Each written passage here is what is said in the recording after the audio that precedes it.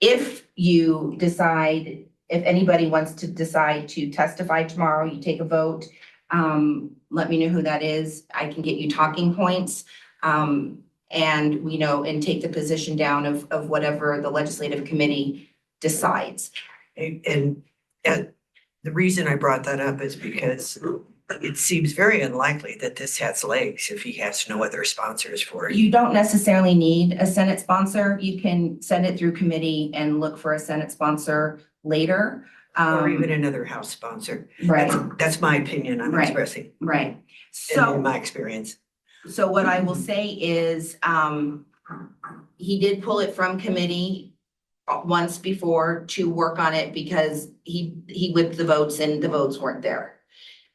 He does have a couple of other amendments that aren't really pertinent to local control.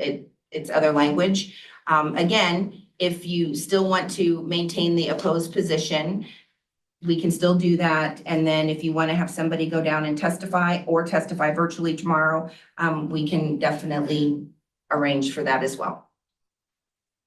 It's purely up to what you all want to do. I just wanted to bring to you the legwork that has been done and the updates to where we have come. It's improvement for sure. But it still has some issues. Well, And I'm sorry, Mayor, and it's not a guarantee that the committee would even accept these amendments. He's putting forth these 4 amendments tomorrow for vote. yeah, thank you. I would say if this is, has a, trying to get at sizes, Denver, maybe Colorado Springs, Aurora, that have. South Metro. Bigger population, Yeah, it should be set on the population. I mean, who are you trying to cater to? So, I'm not in support of this, Okay. and when it comes to amendments, they're all over the place, so I'm not sure if this is gonna stick as well, but that's just my opinion. Anybody else, any other council members? Councilmember Ford? You know, after going down Rosemary and 88 yesterday and seeing the people eating out of trunks and on plywood, no, I think we already have a problem. I don't want to make it worse. So I'm opposed. Okay. Councilmember Kim, I'm opposed.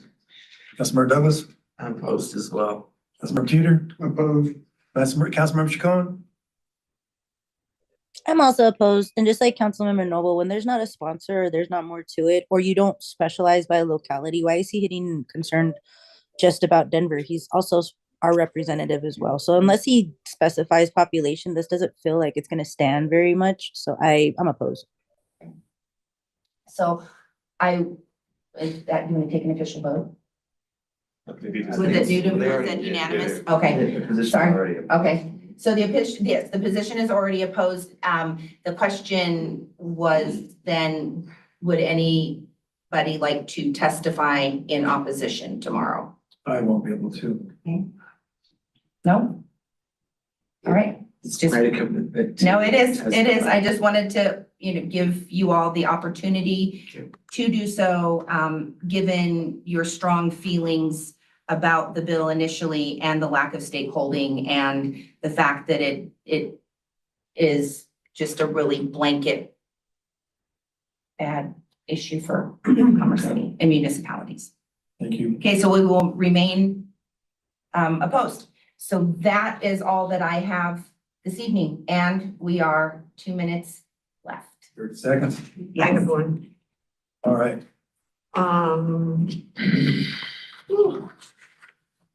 Where to go? Oh, not, so I took a picture of it. I was at AC Rep this week. And they had a bill that would prevent cities from limiting the type of exterior on housing and override fire departments, et cetera, on regarding safety and so forth. Let me try and find the number. I took a picture of it. You can always send it to me. Okay, I will do that. Yeah. I would like to follow that. I think it's too expensive It may be up. for it to go forward. Sure. Because of what they have to do. But I think we should be aware of it since we have rules on both those things. Absolutely. All right. What I will say is it's probably just not in the hopper quite yet and will be coming around for feedback, especially because that's a municipal, local control issue. But I will, look for that. And if you can send me that number and I will get with Purple Label as well. Okay, thank you. So yes, thank you all. You all have a wonderful study session. Thank you. Thanks. Did you load up and everything? Well, yeah, I'm ready to go. We're late for the special meeting. Thanks. Okay, I gotta make room for you. It's time to move back to the table.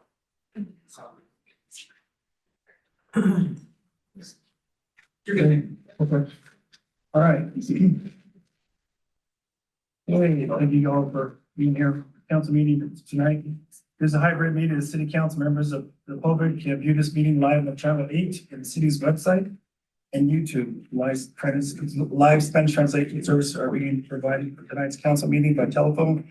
Please dial 720-386-9023 and use code 104091 address. You don't play that? There's no slide for study Oh, session. that was for a special meeting.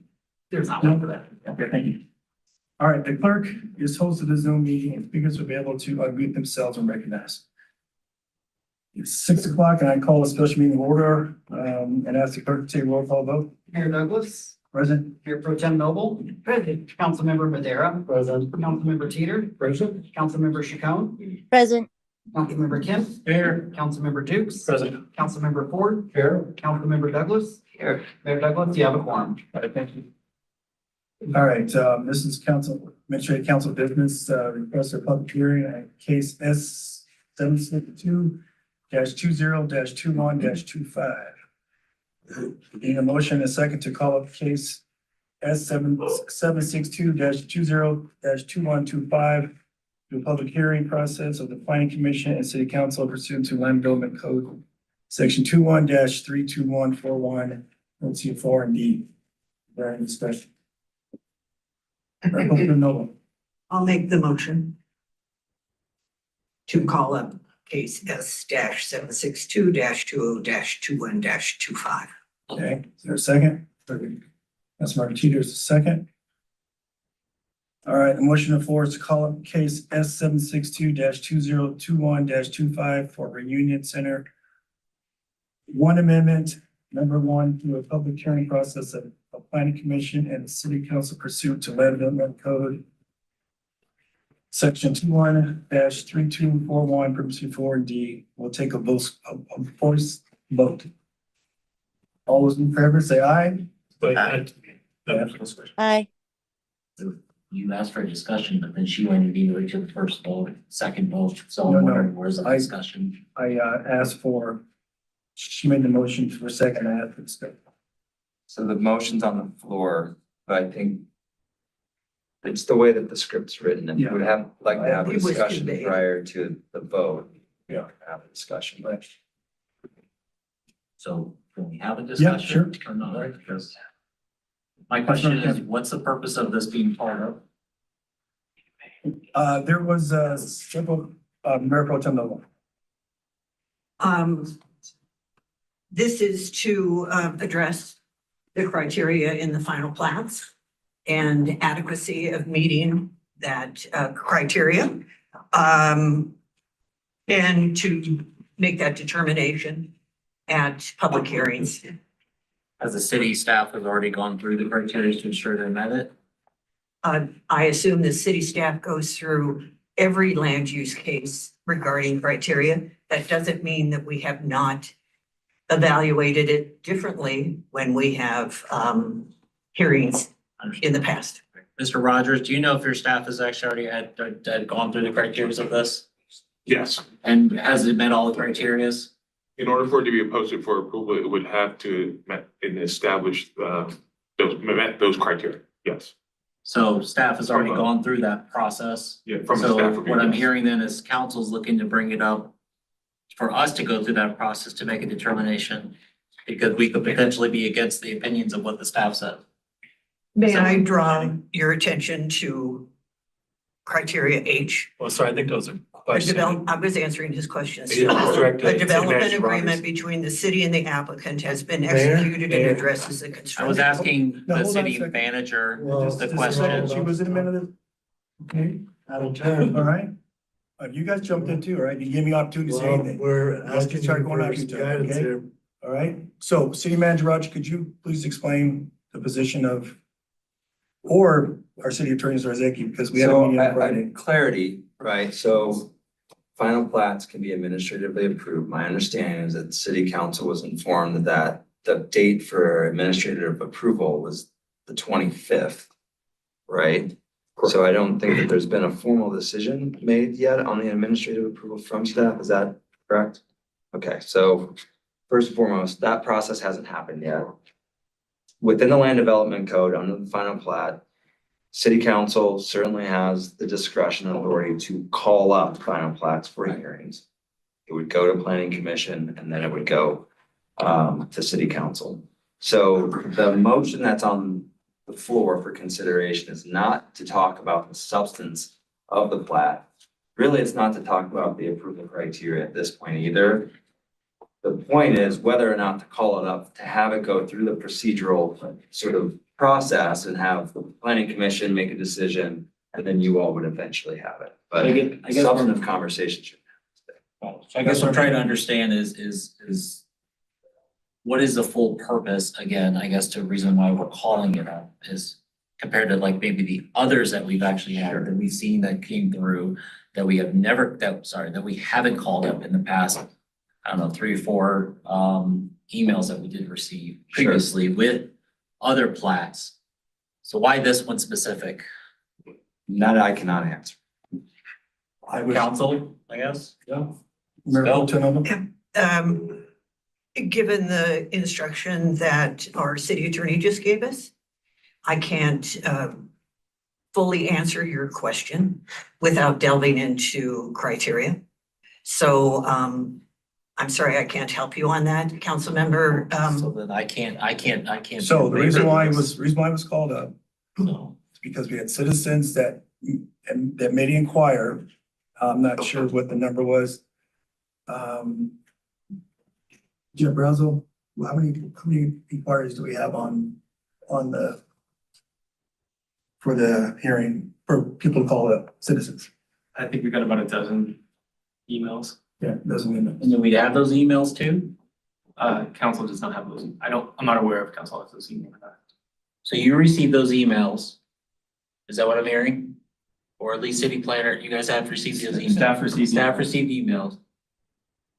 So I'm staff wondering received, why. so staff received the emails and what we heard, they weren't justifiable. So, Those emails were not justifiable to call. That's what we heard. Okay, got it. but it wasn't clear, so asked to bring this forward to talk about it and take a vote to see if we can call this up, to talk about it.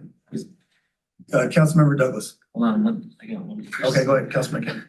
Is it possible to get those emails that were sent over? Is that, I mean, could that be part of this so we can we see it ourselves? I'm not saying I don't trust you, Jeff, or nothing. I don't trust staff. I'm not saying I don't. I just want to see it as well. Just curious. And why would they be considered not justifiable? So the code contains language about who has the ability to request I'm pulling it up, who has the ability to request a public hearing. And for final plats. I can pull, Get this right. I have the language if you want me to help you out. Yeah, I guess by layman's terms question is more so just about those emails that came through that's requested for Yeah. follow-up. What was the reasons why they were not justifiable? Yeah, That's all. so the code basically says when a property owner within 300 feet gets notice, they can submit written comments to the city requesting a public hearing on that, but comments that are related to land use or on things unrelated to the plat are generally not considered substantial comments regarding the approval or denial of the plat. So the letters we received were pretty much similar letters that were opposed to the development of residential in general, which is not a criteria of the plat. So those, Within the 300 feet? yes. Okay. Okay, that's all I got. Thank you. City Manager Rogers, do you want to make a comment? Yeah, I just want to actually clarify. So you all do receive a memo from us. You did receive a memo on March 11th. In that memo, there is an analysis on each of the specific criteria and an analysis and recommendation by staff. So I just want to be clear, you do all, when it's posted for a decision, you also will see a recommendation from staff that will be then acted upon if not called upon by the residents or council or the director himself by that specified time. So I just want to be clear about that for the record. And, excuse me, was the email sent from Jeff Brazel or? It was from Mr. Nick Berry on March 11th that laid out the memo, vicinity map, the plat in and of itself, the notice date, the current comment deadline, which is what Mr. Brazel was talking about, was received from residents, and then the approval date. But the memo in itself gives you the particular details of the analysis conducted by staff, and once again, the recommendation. And I just share that for you all for, like I said, the public record purpose. Okay, thank you. Councilmember Douglas? Thank you. Given the fact that there is so much that gets administratively approved, and much to the surprise of our constituents, because they are not in the depths of this on a daily basis. A lot of it escapes them. They don't know what's happening. I feel that it's very important that our people who live here, who have a vested interest, have skin in the game, get a chance to voice their concerns. And so I would be absolutely thrilled to support this. I know there was one that I really wanted to have called up on Colorado Boulevard, and because I stepped on my end, I wasn't able to call it up for the citizens, but I still hear from different people, how did this happen? And the negative impact that it's going to have on that community, and it hasn't even come to fruition yet to have a space filled. And so because of that, I always want to give the community their dues. And then Councilmember Ford? Yeah, it seems like we're calling up almost every one of them nowadays. And the part that bothers me the most is that we have professionals, traffic engineers, and these folks that went to school to do this job. And we're not trusting them to do their job. And there's a lot of emotions that go into this. This project has 10 acres of commercial. Our residents are wanting to see more commercial, at least that's what I hear. I'm not going to be supportive of calling this up without having more definitive reasons of why it's being called up, other than just because we want to take a look. So I will not support it. Appreciate that. Councilmember Dukes? This is a tricky one as well, where what I'm hearing is the communication that was provided from the community was around something other than the plat. This is a case around the plat, whether it's PUD, whether it's public hearing, we need to talk about the plat. And from my understanding from the memo, from the language, we have 10 acres of commercial. There's also a lot of language in there around open space. And in that, the city staff has actually reviewed it and provided the recommendation that there's nothing within the plat agreement and the plat rules, regulations that we should be worried about. To call it up just because we want to take another look doesn't make sense to me. That's not effective. That's not building trust with our community. The other piece of it is if we had outreach efforts before this stuff goes out, typically other city councils have these meetings in advance to talk about the vision and to talk about the next steps, not using city business time to keep calling up things because you want to hear a bunch of concerns about things that are not within the jurisdiction. Even if we did a public hearing, it's about the plat. It's not about what is being built on the plat.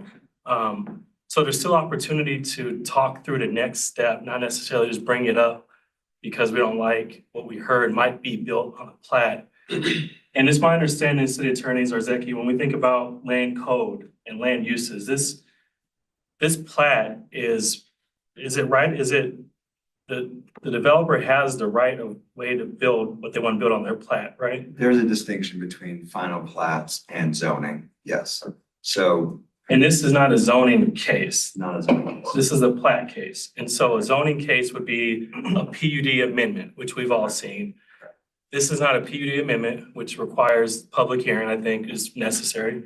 But a zoning case, right? This is a plat case. So again, council certainly has the authority and discretion to call up plats. Yes. You can certainly have a public hearing. There's approval criteria that city council and planning commission would consider. You can approve with conditions, and you can deny. And you see in the agenda, there is the opportunity for an executive session if council needs it as it relates to getting legal advice on the parameters of what those conditions could or could not be. And that's in any plat, right? That's not as it relates to this underlying matter.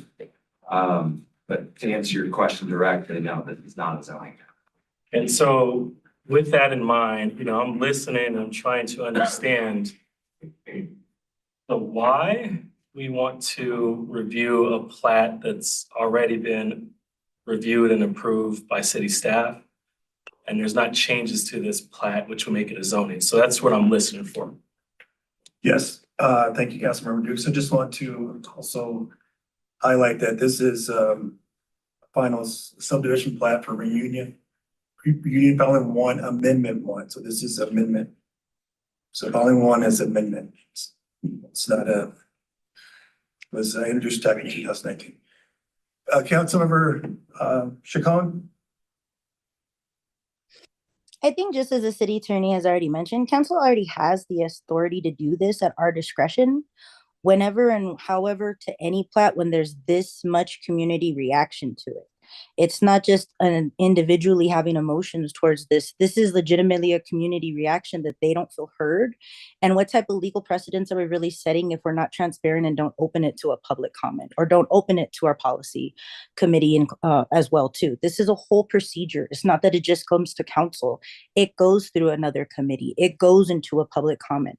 And whether it continues or not by staff's recommendations, that's all the better. That's great that they're doing their job. That's great that they're following through. But when there's this much community reaction and we don't take it seriously, what are we elected for?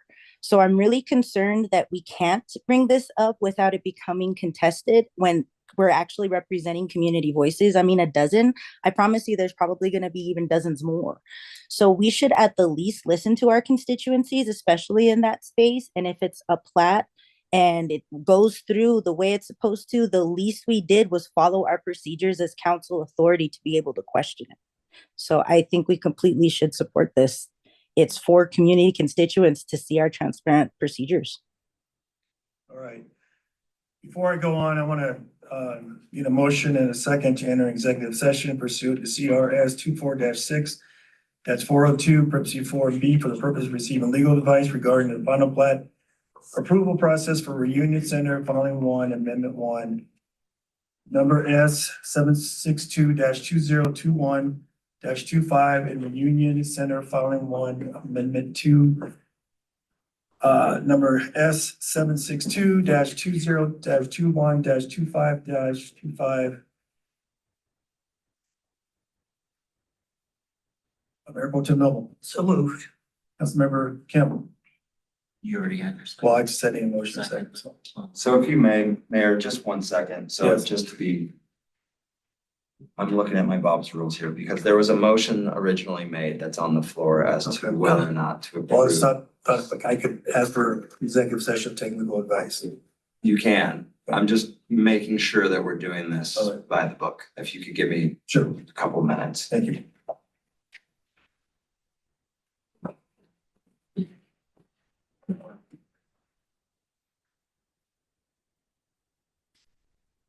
Okay, so yes, you can make that motion, even though there's a motion on the floor. It requires a 2/3 vote. Yeah. You need, it sounds like you just got a second. Yeah. So we need a 2/3 vote. Are you keeping tabs, Dylan, on? Will you be keeping tabs on votes? Since we're in here, it's a little harder. Yeah, as best I can. If we need to roll call it, we can roll call it. Let's roll call it. Okay. Well, Councilman Kim can, Yes, sir.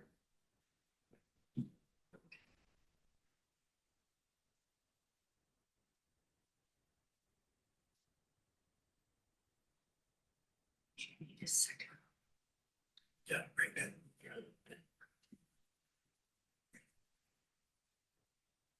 Mayor, I just want to double check. I've got Mayor Pro Tem Noble making the motion, Councilmember Kim seconding. Yes.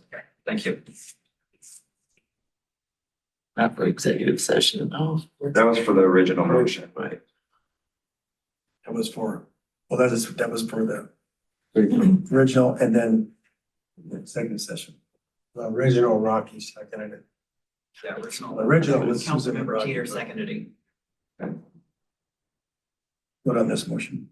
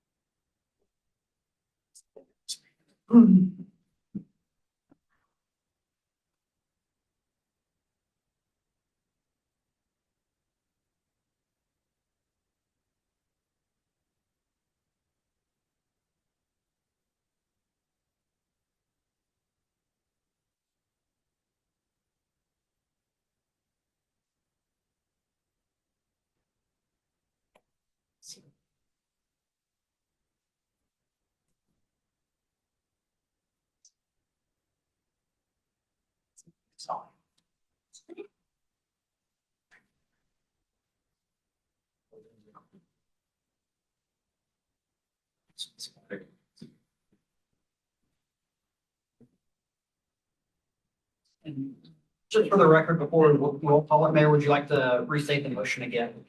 Sure, motion, enter executive session, we have motion and second to enter into executive session pursuant to CRS 24-6-402, privacy 4, and B for the purpose of receiving legal advice regarding the final plat approval process for Union Center, filing 1, amendment 1, number S 762-2021-25, number Union Center, filing 1, amendment 2,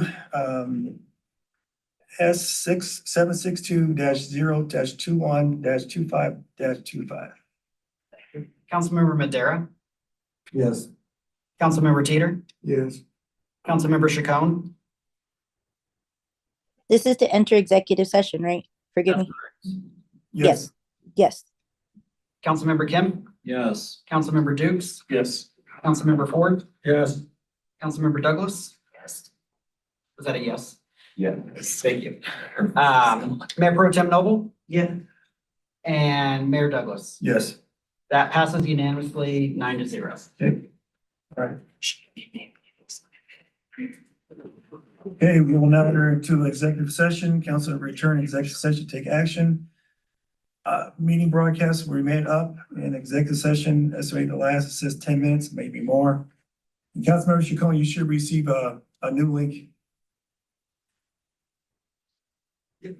Right, any staff or members of the public not in the executive session will need to leave, and then we will send you a new link, Councilmember Chacon. Share with myself. Thank you.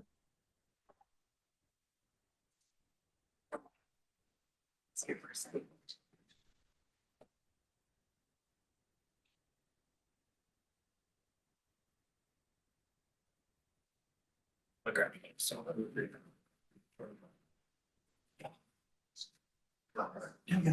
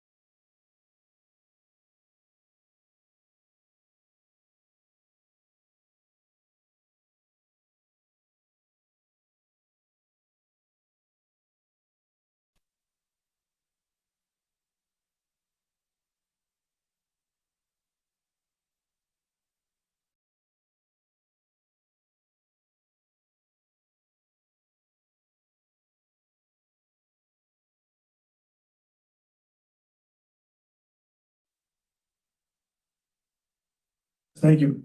All righty, we are back live. Okay, thank you. Mayor Pro Tem Noble. Thank you very much, and I appreciate the opportunity that we just had in executive session. I think there's always a case when property owners within 300 feet of a parcel receive the notification, and the notification is written a specific way that they address it in the best way that they know how, because they're lay people.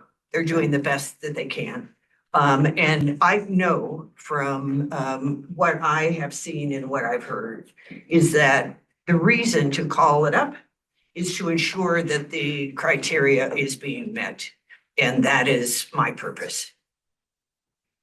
Councilmember Dukes, you, Yeah, this is a tough one. When we think about the issue at hand, it's around reviewing this parcel for plot, for the final plot in this area.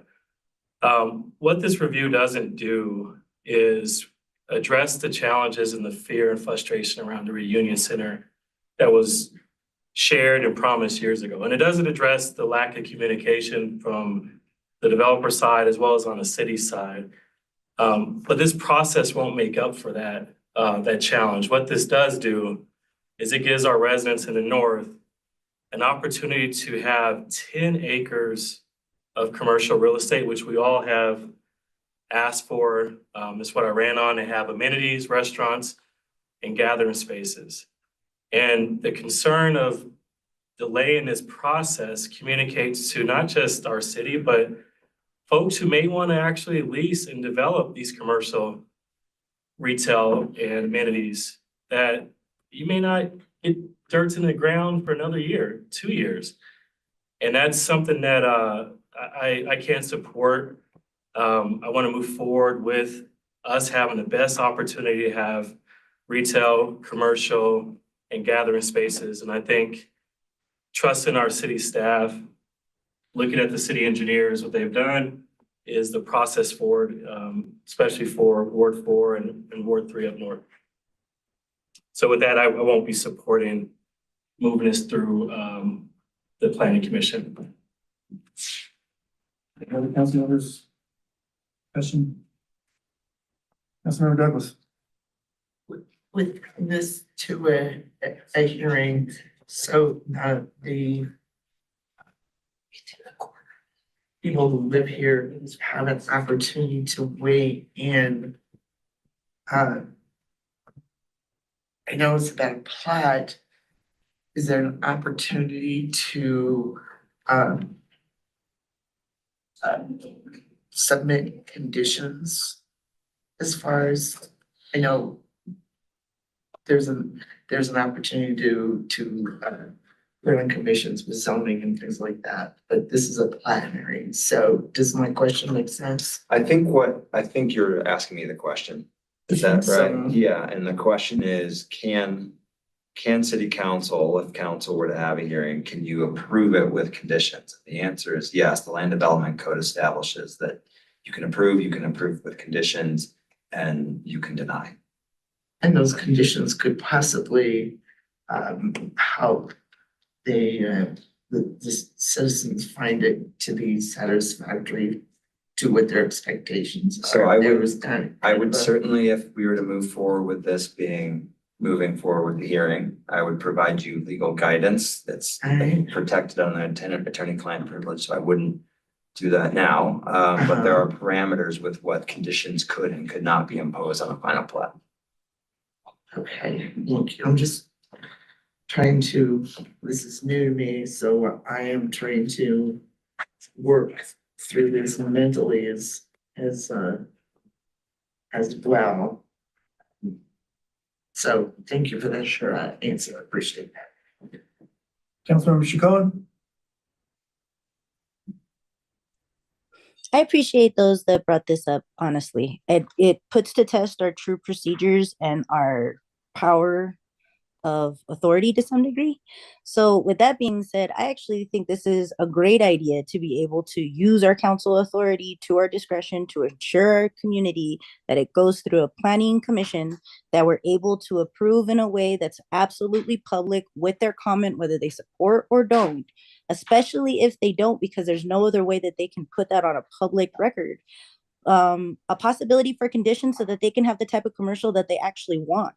We should be calling in those that don't necessarily know what's going on or if they're against it. And this is a chance to be able to either dispel misinformation or put in conditions within our reasonable means and restrictions that's to the best of our ability of the type of commercial that they're asking for, not just what the developer is proposing. And the fact that we can't do that unless we go through this procedure shows that we at least were absolutely diligent in transparency, opened it to more heads than just the city staff, but others that can look at it because it sometimes does take fresh eyes, and gives the community a chance to not only be heard, but made it a part of public record, both to support and oppose. I don't understand why this is contentious, but I do absolutely support any transparent ability to bring this before council when and if we have the chance and authority to, which we do in this level, especially again as elected officials.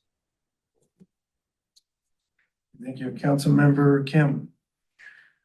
So as I said before, we went to executive session, right? Obviously, 12 comments came through, and those 12 comments apparently did not technically meet the criteria essentially to say that this is a problem, right? But as I stated before, you've got people, residents who don't know our process, don't know exactly how to go and write it in there, right? So obviously, they write in what they know how to. I've had my dealings with certain people here right now, even hearing attorneys say that this has been fun for them, when it really wasn't. And I've got problems there. I think the process in itself, as far as the way we're doing this, that's fine. I think the fact that we have a right to residents to be heard, to be able to go through this process for that public hearing, for them to get it on record is, in my opinion, amenable. I think we should be amenable to that, at the end of the day. So, I mean, otherwise, I mean, you know, I hear it all the time from other residents. It doesn't feel like we're flipping being heard. Hear that from other residents too. So why don't we allow them to be heard this time around, at least? Sorry, not just this time around, but every time around. Because there are times where I hear from residents all day long where they hear we're not being heard, you know, we don't, you know, what's the point? What's the point of us coming to us if we're not gonna be heard?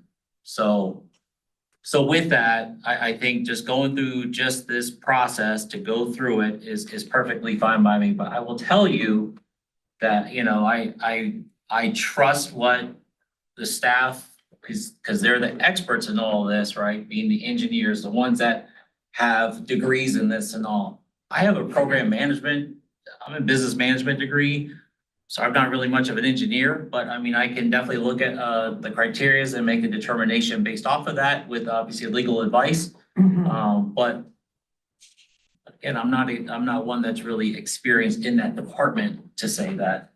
So anyways. Yeah, thank you. Any other council members? Okay, this is two parts. The executive session was both. So just keep that in mind. I would say that I understand the process. The confusion part is we no longer have Reunion no longer has a comprehensive plan. So things are different. We have that process. And I think there need to be some explanation on the process for our citizens, because we have to do more on our side to make sure they are well informed. So when they do make inquire about certain properties coming in, they get true understanding of the project and what they're trying to achieve. Obviously that didn't happen. So let's go and take a vote for this one. Since no other discussion. let's take a roll call vote, please. Alright, and just to restate, Mayor, do you want to restate the motion? Sure. We, Motion on the floor. Motion on the floor is to call up case S 7622021-25 for Reunion Center. Following one, amendment number one through a public hearing process of the planning commission and city council pursuant to land development code, section 21324-1, parentheses 4 and D. thank you, sir. Councilmember Madera, No. Councilmember Teeter, No. Councilmember Chacon, Yes. Councilmember Kim, Yes. Councilmember Dukes, No. Councilmember Ford, No. Councilmember Douglas, Yes, please. Mayor Pro Tem Noble, Yes. Mayor Douglas. Yes. There's no special vote tally for call-ups, right? Like there's no land development code. Okay, so that motion would pass 5 in favor and 4 opposed. All right, on to the next request. Need a motion and a second to call up case S 7622021-2525. Do a public hearing process for the planning commission and city council pursuant to land development code, section 21-3241, parentheses 4 and D. Mayor Pro Tem Noble. I'd like to make the motion to call up case S 762-20-21-25-25 to ensure that criteria is being met. Is there a second? Councilmember Douglas, Please. you a second? Yes, please. Okay. Any discussion? Councilmember Kim. Can I get advisement as far as what was the purpose? Why is it, what was the original to the first to now the second amendment on this one? Yeah, so that it's really one development, but I guess there's a policy in place that limits the number of lots within any one final plat to 150. And so the plat was bifurcated into 2 separate plats. So what was the original total of residential lots that were gonna be on there? I think overall it's 180 lots and then 10 lots for commercial.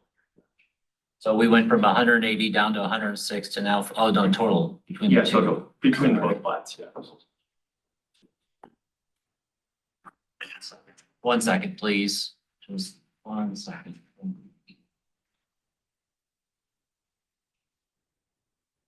So sorry, you could probably tell me right off the top of your head, what is the total number of residential lots now we're looking at compared to what was previously provided? Oh, you mean on the amendment of the previous plat? Yeah. Yeah, there were 0 residential lots previously platted. So in total, they're subdividing an existing tract into 180 lots for, I believe, duplex development plus alleyways and some a little open space and some detention ponds, and then 10 lots of commercial and streets and right of way associated with that. So right now, there's still a total of 10 lots. Yeah. No, I think what he's saying is that they're turning one tract. Yeah. Which was unbuildable, because you cannot build on a tract, into multiple buildable lots, 10 for commercial and 190 total for residential. Between the two applications. Okay. That's all, thank you. Councilmember Dukes. Just clarification on this, again, just what I'm hearing you say is that they're making an amendment to be able to build affordable homes on a tract that they couldn't build on before. So they're changing it so that they can build affordable duplexes, right? Or duplexes, right? Is that correct? I don't know the price point. Yeah, not touching the principle, but yes, they are converting from tract to lots to allow for vertical construction. Okay, and so that's opportunity to provide a different type of housing option for residents? Is that vertical construction and duplexes? Is that, it's not single family homes with backyards? Is that what I'm understanding? It is not single family detached, it is a different housing model. Okay. Thank you. Any other, Councilmember Chacon? Is there more residential than commercial in this plat? It's about evenly divided, so. Yeah, like in total, half of the land is for residential, half is for commercial. So half is residential, but not more of it to be commercial. That's correct. And then did they already ensure how much percent will be affordable housing that they've claimed? The city Will be doesn't provided. have any. So I just want to caution, ma'am, since we're not in a public hearing, Yeah, the substantive discussion shouldn't occur, but right. I was gonna say, thank you. You know, again, the motion that's on the floor is whether or not council's going to call this plat to planning commission as well as to a hearing before council. So getting into the substance of the underlying plat right now is inappropriate. The fundamental question My is, apologies. it's okay, whether or not you want to call this plat as Just ensuring, just because it was already labeled as affordable, so I just wanted to Understood. clear that it's not known, so it's just being stated already, but we don't know. understood. Any other council members? So everybody's clear, it's nothing to do with affordable housing. It has to do with establishing potential to build on these lots and not build on a track. Okay. All right, motion and second has been made. No discussion. Take a vote, a voice vote, please. Voice or roll call, Mayor? A roll call, sorry. Thank you. Councilmember Madera, No. Councilmember Teeter, No. Councilmember Chacon. Yes, Thank you. Councilmember Kim, Yes. Councilmember Dukes, No. Councilmember Ford, No. Councilmember Douglas, Yes. Mayor Pro Tem Noble, Yes. Mayor Douglas. Yes.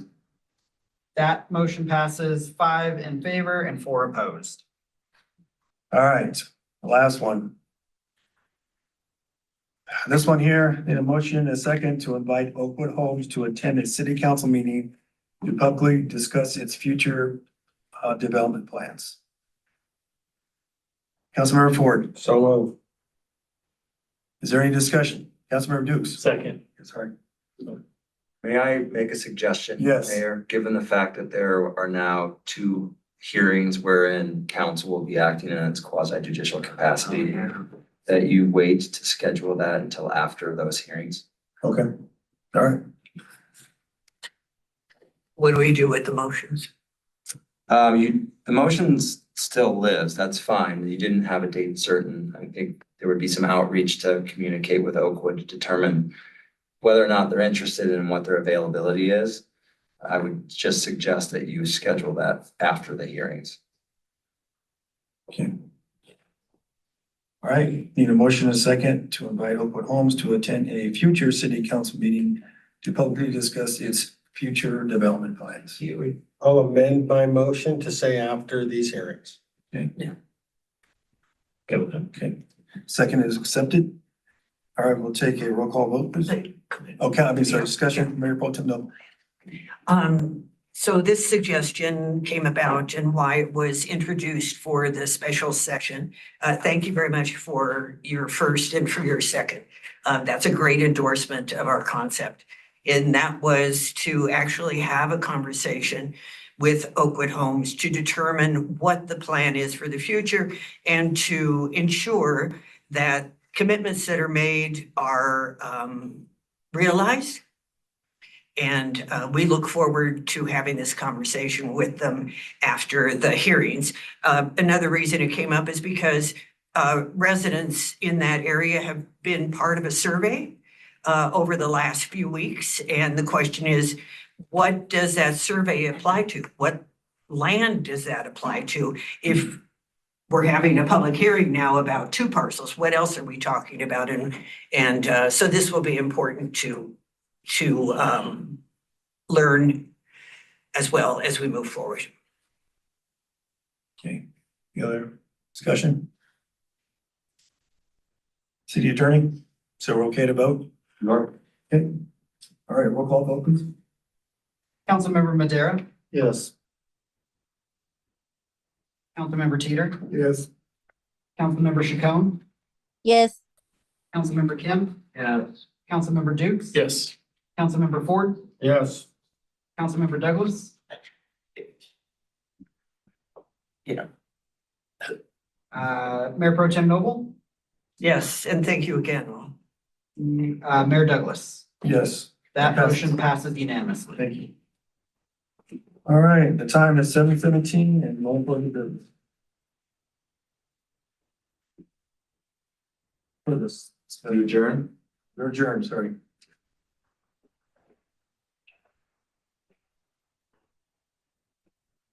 All right, I think back for break. 5 minutes. You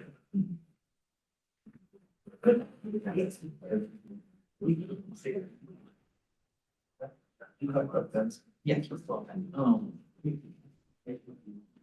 I have to. I hold inside.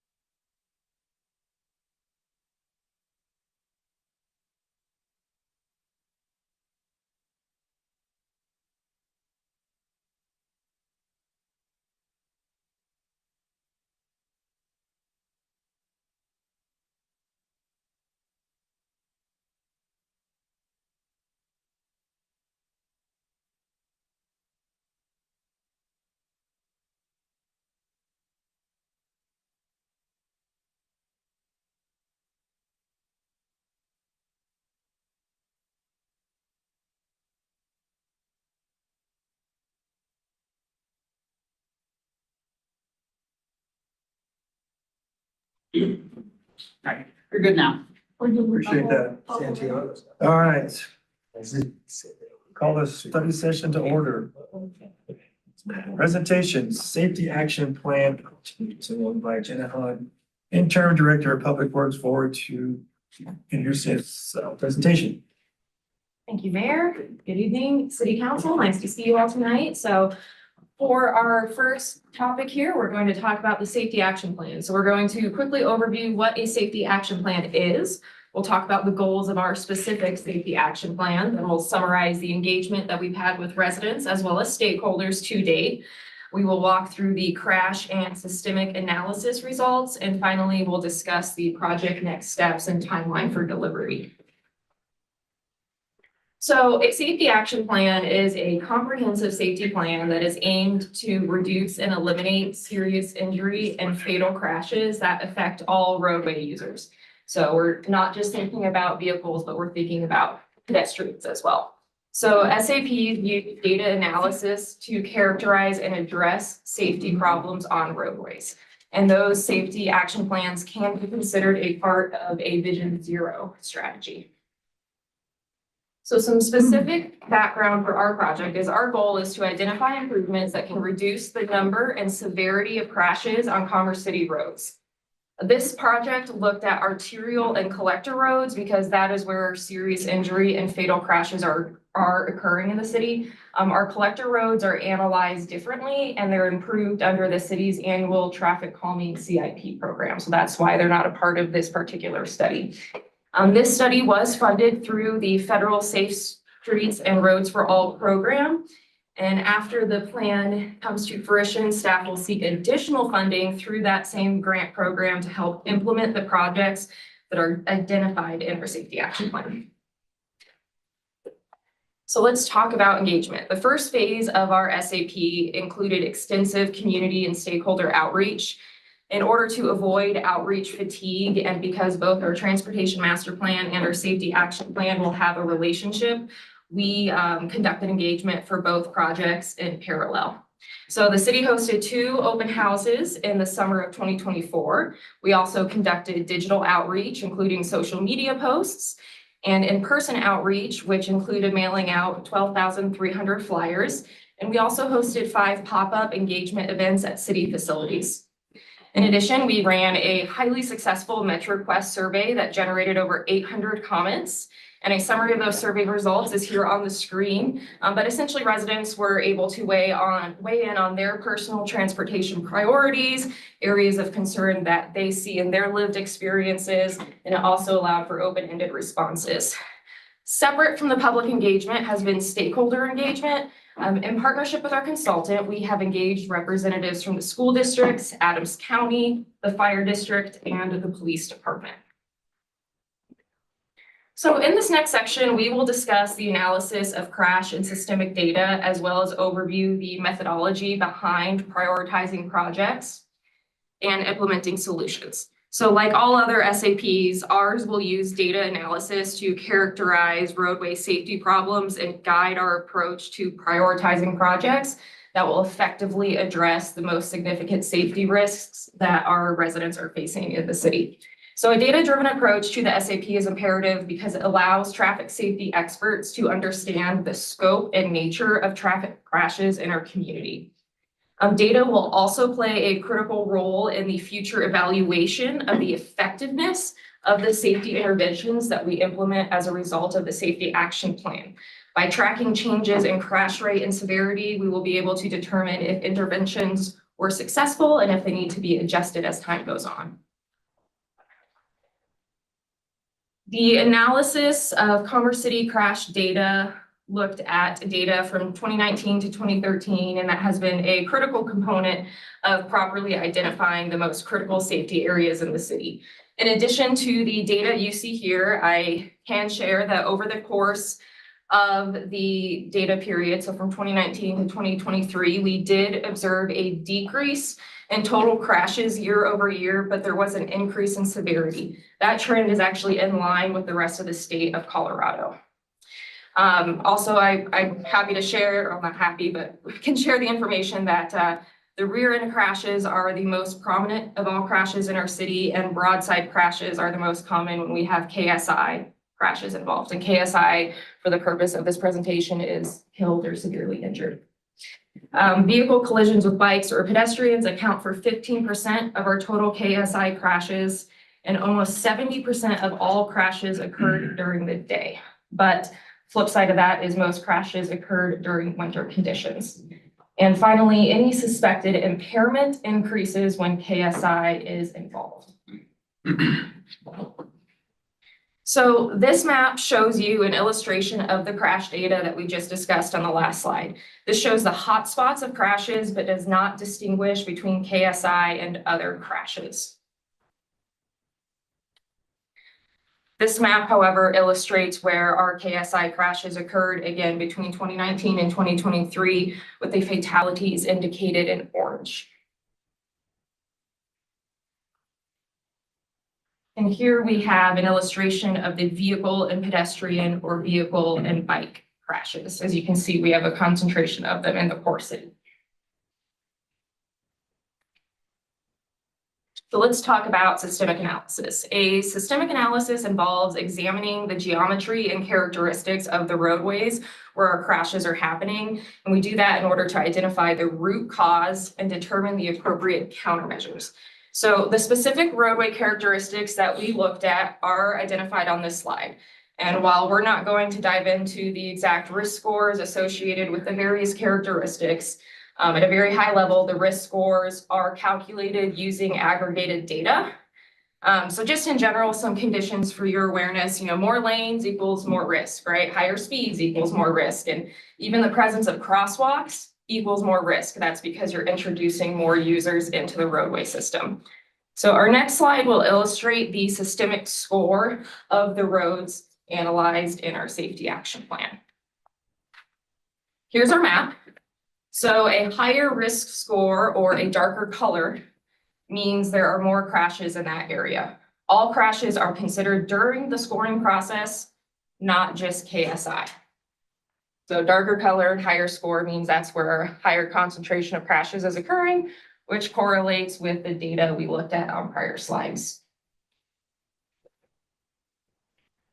So utilizing both the crash and the systemic data, our traffic engineers and roadway safety experts identified the top 8 priority road segments that need to be first addressed by the safety action plan.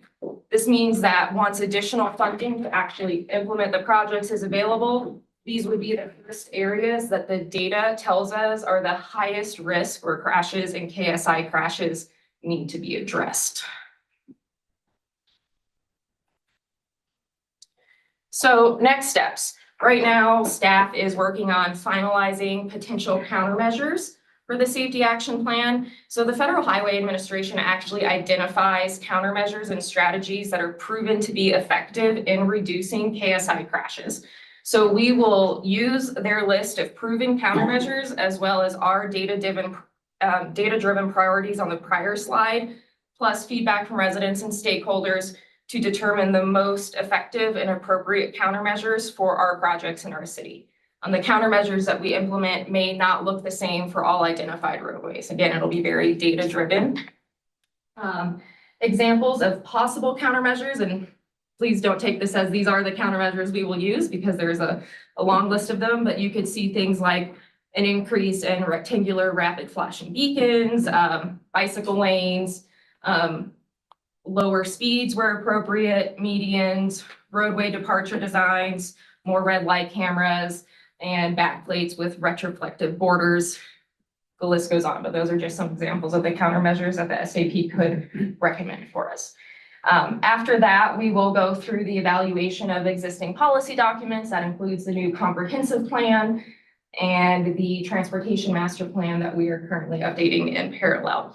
And then the goal is to have a draft plan finalized for you all in May or June. So it would be my intent to come back in July to present that plan, which would then officially be adopted by you all at a regular session. And we adopt a resolution committing Commerce City to working towards reducing fatalities, which would then set us up to apply for that existing funding that I mentioned back in slide 1. So lot of information, but happy to answer any questions about our safety action plan. Very quickly, Jenna, just as a point, just for them to understand, when it comes to the safety action plan, and obviously, you know, we're doing this in partnership, even from a funding standpoint from FHWA. Do they have a standard application of the plan, how it has to look, how it has to be driven by data and countermeasures in order for us to secure funding as phase two? They do, yes. And so our consultant is very well aware of all the parameters that would set us up to be successful in that application. We're making sure we check all of those boxes, including that before mentioned resolution that will ultimately be considered and hopefully adopted by you all. But great question, City Manager. Mayor Pro Tem Noble, sorry. The data is fascinating. And also in some cases quite scary. I'm looking at bike and pedestrian crashes. In particular for wards 1 and 2 as compared to wards 3 and 4. And there are a remarkably high number of crashes in 1 and 2. These involve bicycles or pedestrians. To what do you attribute the intensity or the number, the number of crashes in those wards versus the other wards? It's a More real people? I mean, honestly, it's a combination of all of the conditions on this slide. A lack of bike lanes for one. We have more bike lanes in the northern range than we do in the southern range, which or the core city, which is why bicycle lanes could be one of the countermeasures.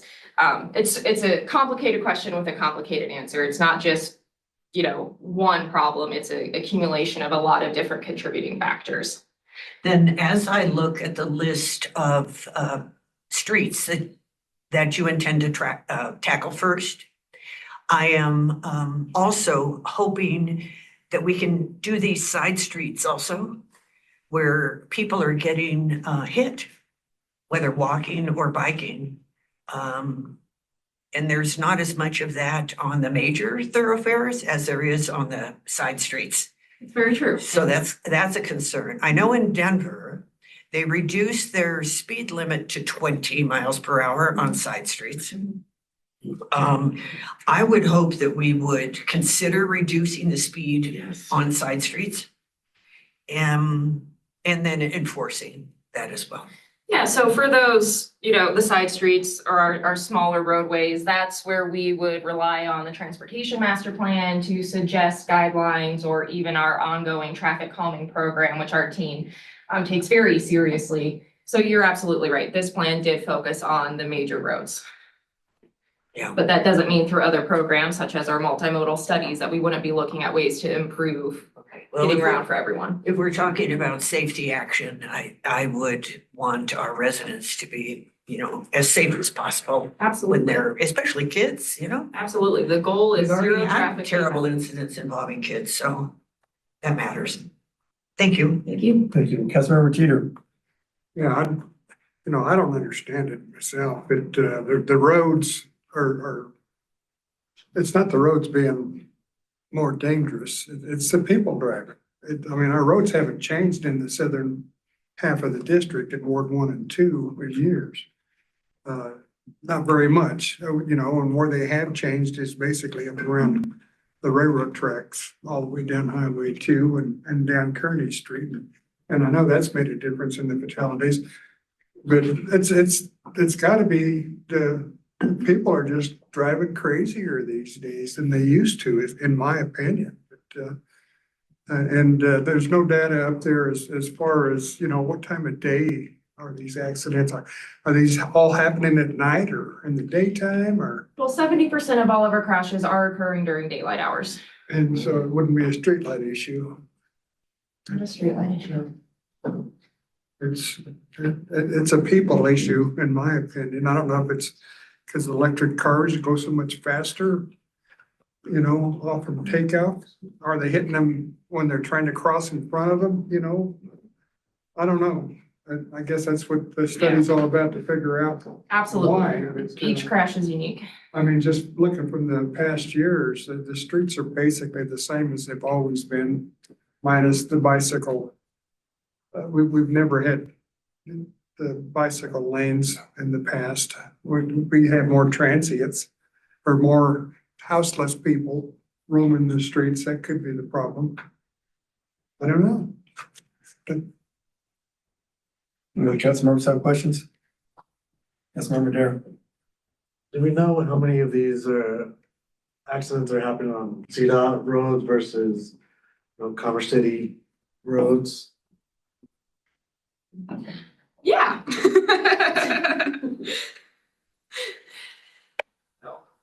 And this is data that we are sharing with the Denver Regional Coalition of Government so that they can update their own data. It's data that we'll share with CDOT as well so that they can be informed. I think to the point that you're making is it's another piece of information as we've talked about this past weekend at the planning retreat of how to be agitators to get change. This is another data-driven metric that we can share with them, that particularly on their portions of roadways.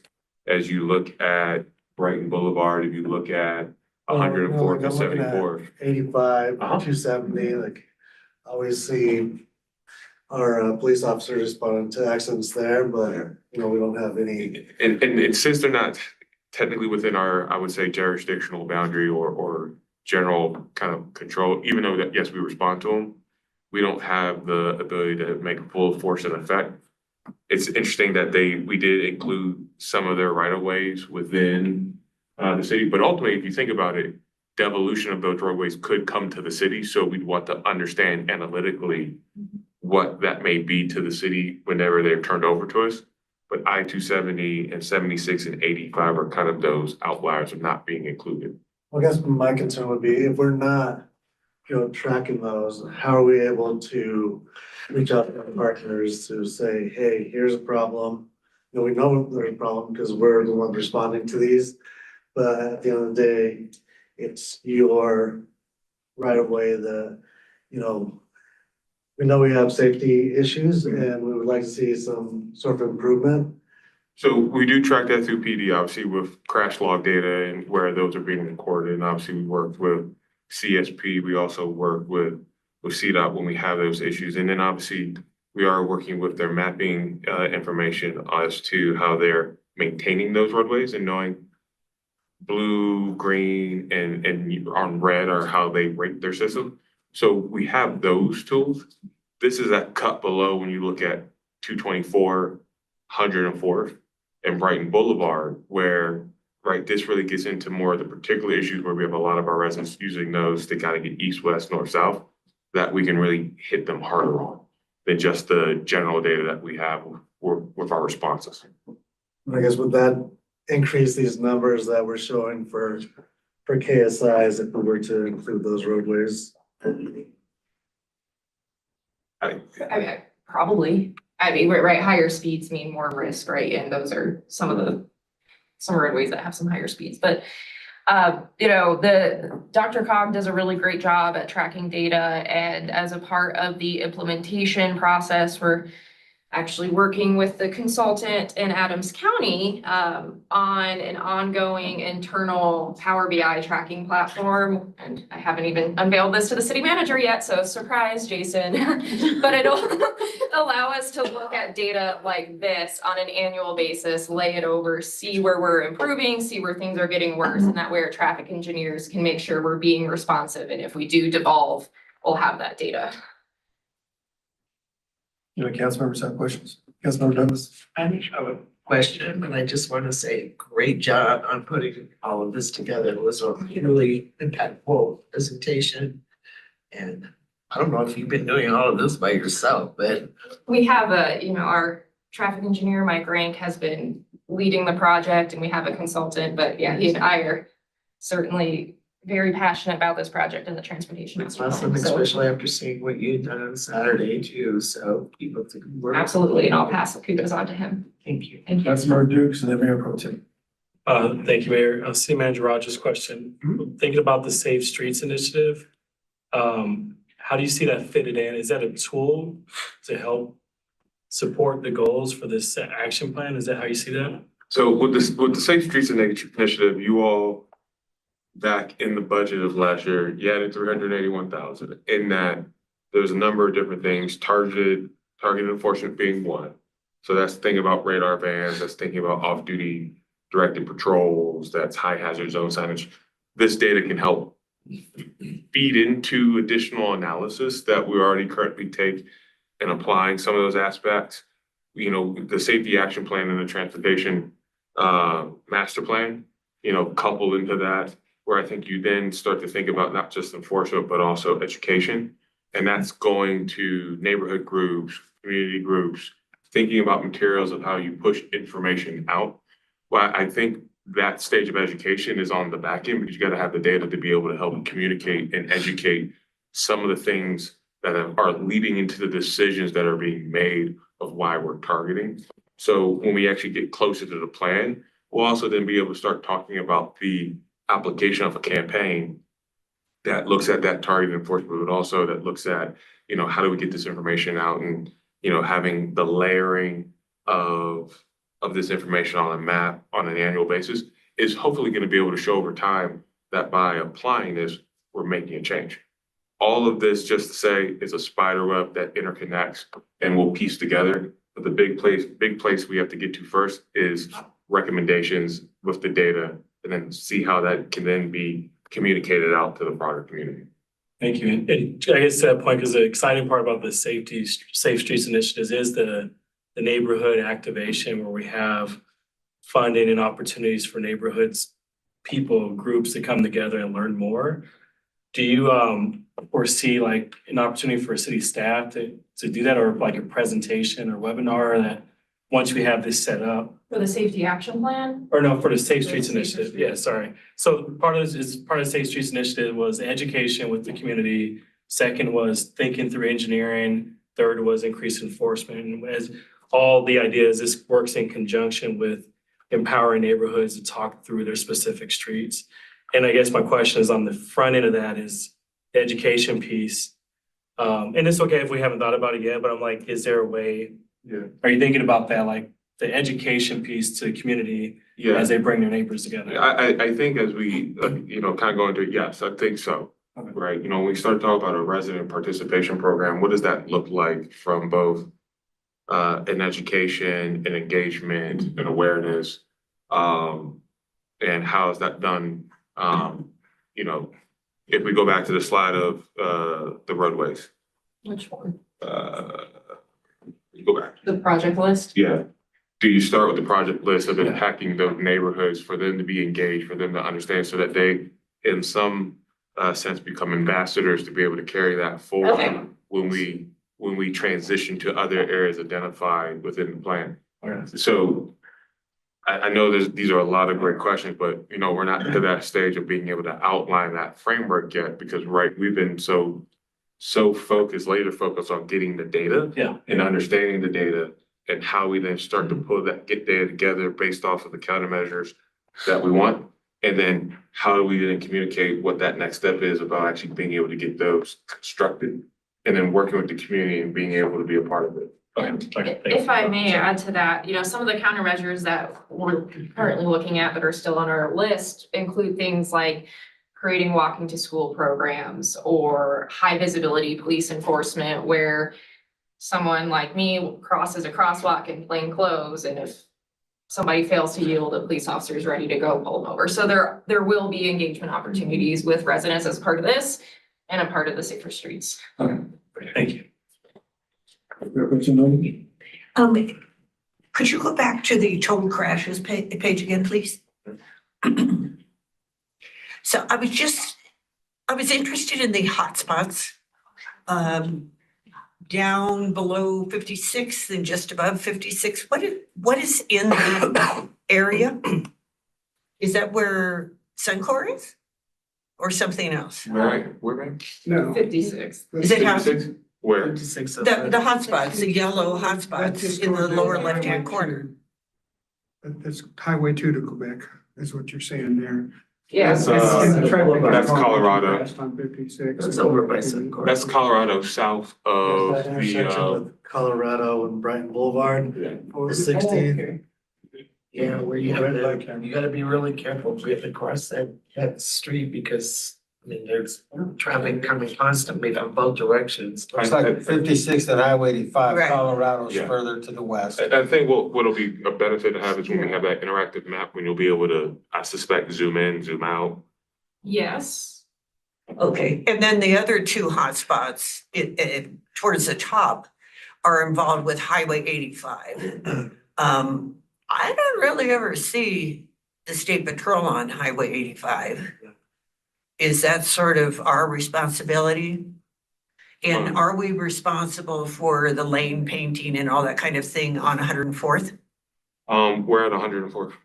Again, the hotspots, those are the yellow and red ones. No, Pardon me? the What do you mean, no? 104th intersection, in the hard intersection of 104 And Pardon me? 85. and 85? Yeah. Those are state controlled That's what it highways. was. Pardon me? Those are state controlled highways. I am 104th and 85, both of those. Yes, in that section, then both of those are. So what do we do? I don't, as I said, I don't see the state patrol Yeah. in that area. So what are we doing in terms of their enforcement? So interesting enough, when we had an accident of a oil spill a week ago, we were called out to ensure that we didn't have any spillage into our into our storm sewer. But CSP and CDPHE were both on site to handle both the cleanup, and CSP was there to handle the investigation. I can't speak to CSP's patrol status, but that is their responsibility to patrol that area. It does not mean that if we have one of our officers on site that they witness speeding, that they're not going to intervene, but the primary patrol of that is Colorado State Police. And then from 85 west, how much of 104th is the state? All of it up to the Platte River would still be considered state. Okay, and then my final question, and this is for you, Mr. Rogers. What can we do in terms of like land development code information that would help make streets safer? Will we be getting information along those lines? We had this conversation at the retreat about certain streets that are a straightaway tend to be used for speeding, and streets that have traffic circles and they curve and that kind of thing, have slower traffic through them and fewer problems when it comes to speeding. I don't know if there's fewer problems due to crashes, but definitely fewer problems due to speeding. Yeah, our consultant's still working through, we had talked about it. Part of it, it may not be in what I'm going to communicate, but the concept is what you have is nodes and a connectivity index, which looks at how you look at the layout of the roads so that it creates a roadway system that gives the measures of slowing traffic. So you start to have designs that look at how you create enhanced walkability to slow down vehicles within those future developments. It's kind of hard to say that with what we already have approved, unless they're going through the planning process, that ship may have sailed for some of the construction that we're seeing. But as you think about future plats as they come through, they would have to apply that new land development code process, which you could look at a connectivity index score.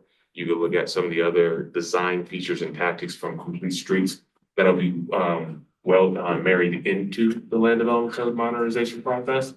So I would suspect you'll get a better chance of looking at that when we get those modules back to you. You've kind of got the full LDC rewrite in front of you. Oh, that would be fabulous, because certainly Telluride and Reunion Parkway are a perfect example of the two kinds of thoroughfares and the impact that road design has on usage on those roads. So those are both in Ward 4. And I would say, when you think about Telluride, when you think about High Plains Parkway, and you think about some of the other general principal arterials and collectors, another guiding document is going to be your master transportation plan. That's what the various developments as they come through then marry themselves to. So what you find right now with the alignment of a lot of our major roadways is and was born out of the adopted master transportation plan that we have today. So if there's a different alignment of roadways that you want to be able to consider thinking about that over the long-term build out of this community, you're going to want to start with that document to where then the land development code and development that comes on the heels of it can then be able to demonstrate compliance. And we're in that master transportation plan survey period right now, correct? Is that what went out to residents, a postcard? It is, yes. And so this is phase 2 of engagement. We had, again, that engagement last year, but that survey is open again. Okay, so people should definitely complete the survey. The more data we get, the better. Okay. All righty, thank you very much. The other council members have questions? All right. With Dr. Cog, they talk about pinch points on 104th, 120th, in alignment with other cities along those corridors, especially Brighton. And we do have good transportation through on 104th with the buses. I even have seen the buses that come from Boulder, trying to think what it's called, but they go right to the airport. And I've also seen more crashes on 120th. I've heard about more crashes on 120th and 85 because of the high school.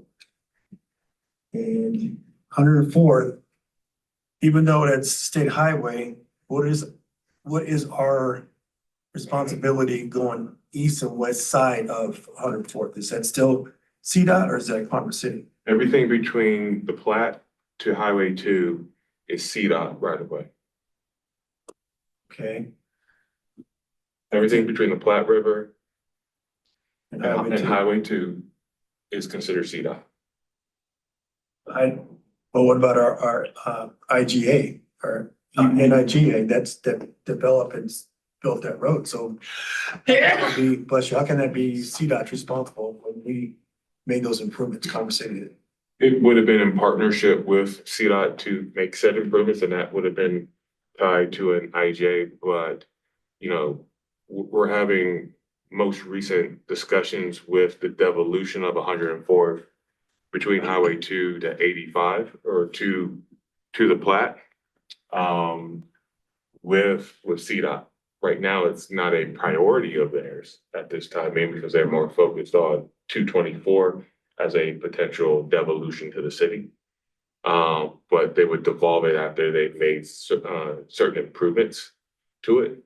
But the three highways that are currently within Commerce City are 104th, Highway 2 West to the Platte, Brighton Boulevard, and 224. Where's the documentation on our website we could get to as council to see that IGA? We'd have to dig that up based on that.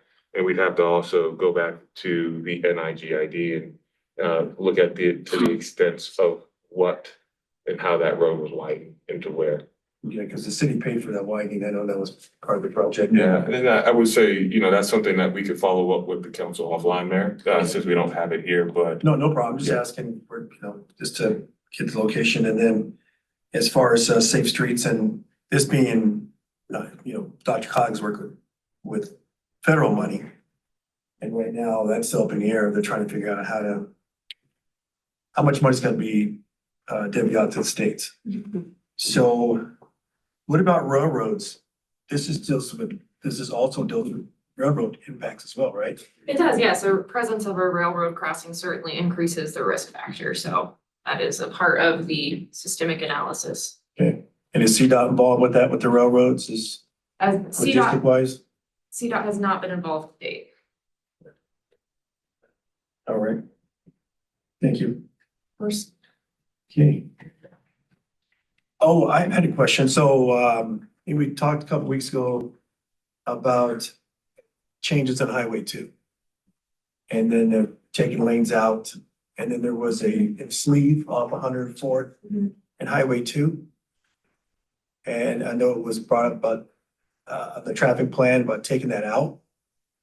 As a part of the Highway 2 corridor study, is that Yeah. what we're talking about? Yeah, I just wanted to clarify that sleeve should stay because it really helps relieve the traffic Appreciate the feedback. going on that's intersection. I believe that's consistent with what we talked about that night as well. Okay, Appreciate that. All right, thank you. Thank you. Oh, Mayor Pro Tem Noble. Yeah. One other thing, you two are doing a great job in your interim roles in public work, so thank you very much. Appreciate it. We're a great team, so we appreciate that. You can see he's here as my wingman. Thank you so much. Thank you. All right, Jen, you're up on next on the 96th Avenue Yeah, pedestrian underpass Let's update. see, which one of these do we? Oh, that's upside down. I'm so sorry. We won't look at that one. Should be rotated. Right there. No, this works too late. Oh, dear Lord. Okay, so that rotated itself. But I'm just here to give you all a very quick status update on the future but planned pedestrian underpass on 96th Avenue at Telluride and Reunion Parkway. So this is just a very quick high-level overview. So as you all know, we're actively working on our 96th Avenue widening project, started on March 10th. And the pedestrian underpass was not initially included in the scope of the project. However, during the City Council Winter Retreat of 2023, you all identified the need to have a pedestrian underpass. So we responded to that. And then in April of last year, you all approved a contract awarding the design for the underpass. So we have been working on design since April of 2024. The design is getting close to being in a state where we can put the construction of the underpass out to bid. Once a bidder has been selected, they will actually work in tandem with the widening project. And we think construction on the underpass will begin in fall of this year. Of course, that timeline could shift based on how the road widening itself progresses, right? Because we have to go bottom up. And as far as funding goes, since funding was not initially a part of the 96th Avenue widening project, we have identified that the cost of the underpass, which is currently estimated to be $3.4 million, but we won't know certainly until we get the bids back. That cost is going to be covered by our 2K contingency funds. And by dipping into that account, I just want to assure council we're not impacting our ability as a city to fund other projects that we've already identified funding for. So that's just my really quick overview. Happy to answer questions, but that's our current status with the underpass. Does anyone have a question? Mayor Pro Tem Noble? Yeah. Thank you so much. That looks great. And with so much construction going on the south side of 96th and the wonderful activities that will be available to people on the south side, the new charter school, the new park with the amenities that that park is going to have, plus the high school on the north side. I think it just will make it all so much safer, especially when we think about at this point, there are still a lot of semi trucks using that road. If we were just talking about cars, it would still not be safe, but a semi truck has a much harder time seeing a 13-year-old crossing the road. Absolutely. Thank you very much. Looks good. Councilmember Teeter? I can back up, but that reminds me, how many of those fatalities from the last session were semi trucks? Oh, goodness. I do not know. Was that even looked at? I'm sure it was by the consultant. I did not dive into what type of vehicle was involved personally. I apologize, but I could certainly look into that I'd and be interested. report back when I see you next. So with this presentation, is that help with going forward with this project? Or is this? It's just a status update. We'll be moving forward. Design, as I mentioned, is well underway. We had our first public meeting for the underpass specifically in July of last year. I believe a couple of you were there. So we've also been communicating with the Metro District that's there because we'll have to work with them on a small amount of property acquisition and then also coordinating with the high school so that we're not making conflicting construction plans over there. I just saw the release of notification for the water district and starting to work Yes. well to put their pipeline in on May 6th. Yep, they start on Monday for that particular segment, and we're saying it could take up to a week, but hopefully only 3 days if the weather's good. All right, and then the sound wall discussion? Sound wall discussion is to come at a later date. All right. Thank you very much for your time. Absolutely, thank you. And sorry that that rotated.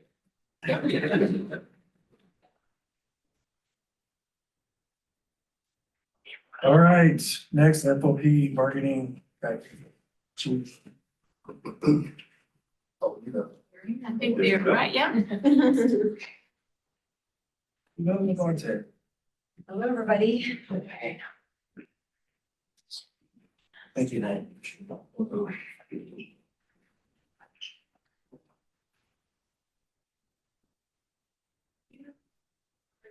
just waiting on the chief too. Yes, absolutely. Should be able to just click on the presentation across the top and see. There's a mouse. Oops. There we go. And then at the bottom here. Mouse,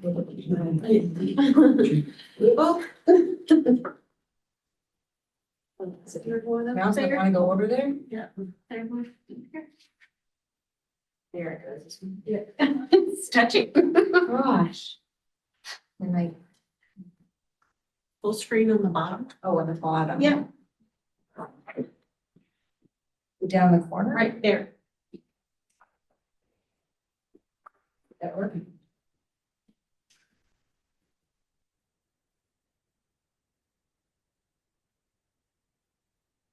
All right, are we ready to go? Yes. Hi, everybody. Eva Levante, Director of Human Resources. I want to introduce Carlton Babbage. For those of you who may not know him, he's our Deputy Director of Human Resources. And we have Chief Guadagnola here for us as well, because this certainly affects his staff. So what we're doing today is talking about FOP retirement plan options. This presentation is going to be a lot of information. I know it's kind of heavy on details. I wanted to make sure you had an opportunity to hear all about this because we are going to have an executive session on April 7th to talk more in detail about how you want us to approach collective bargaining with the Fraternal Order of Police or FOP union, which starts in May. So this is a lot of information. Please feel free to ask questions that the ones I think that are best to answer here will certainly do that. There may be some questions that come up that might be better addressed in the executive session on April 7th. So we'll cover that when we get there.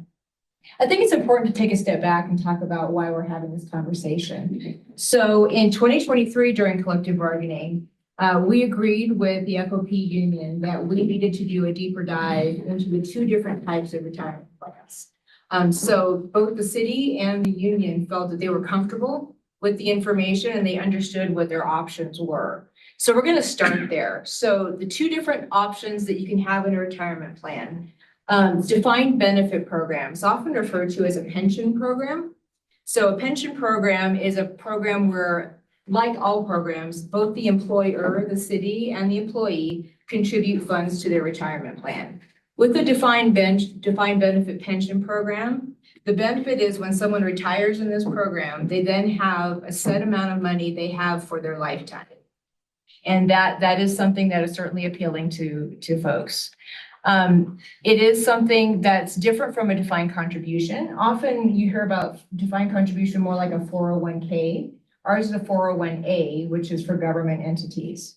And in a defined contribution, just like it sounds, there is a certain amount of money that both the city and the employees pay into an account.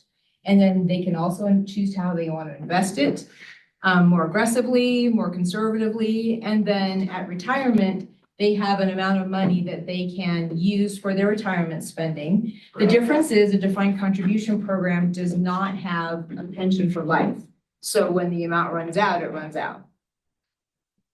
Questions on that before I go on? Okay.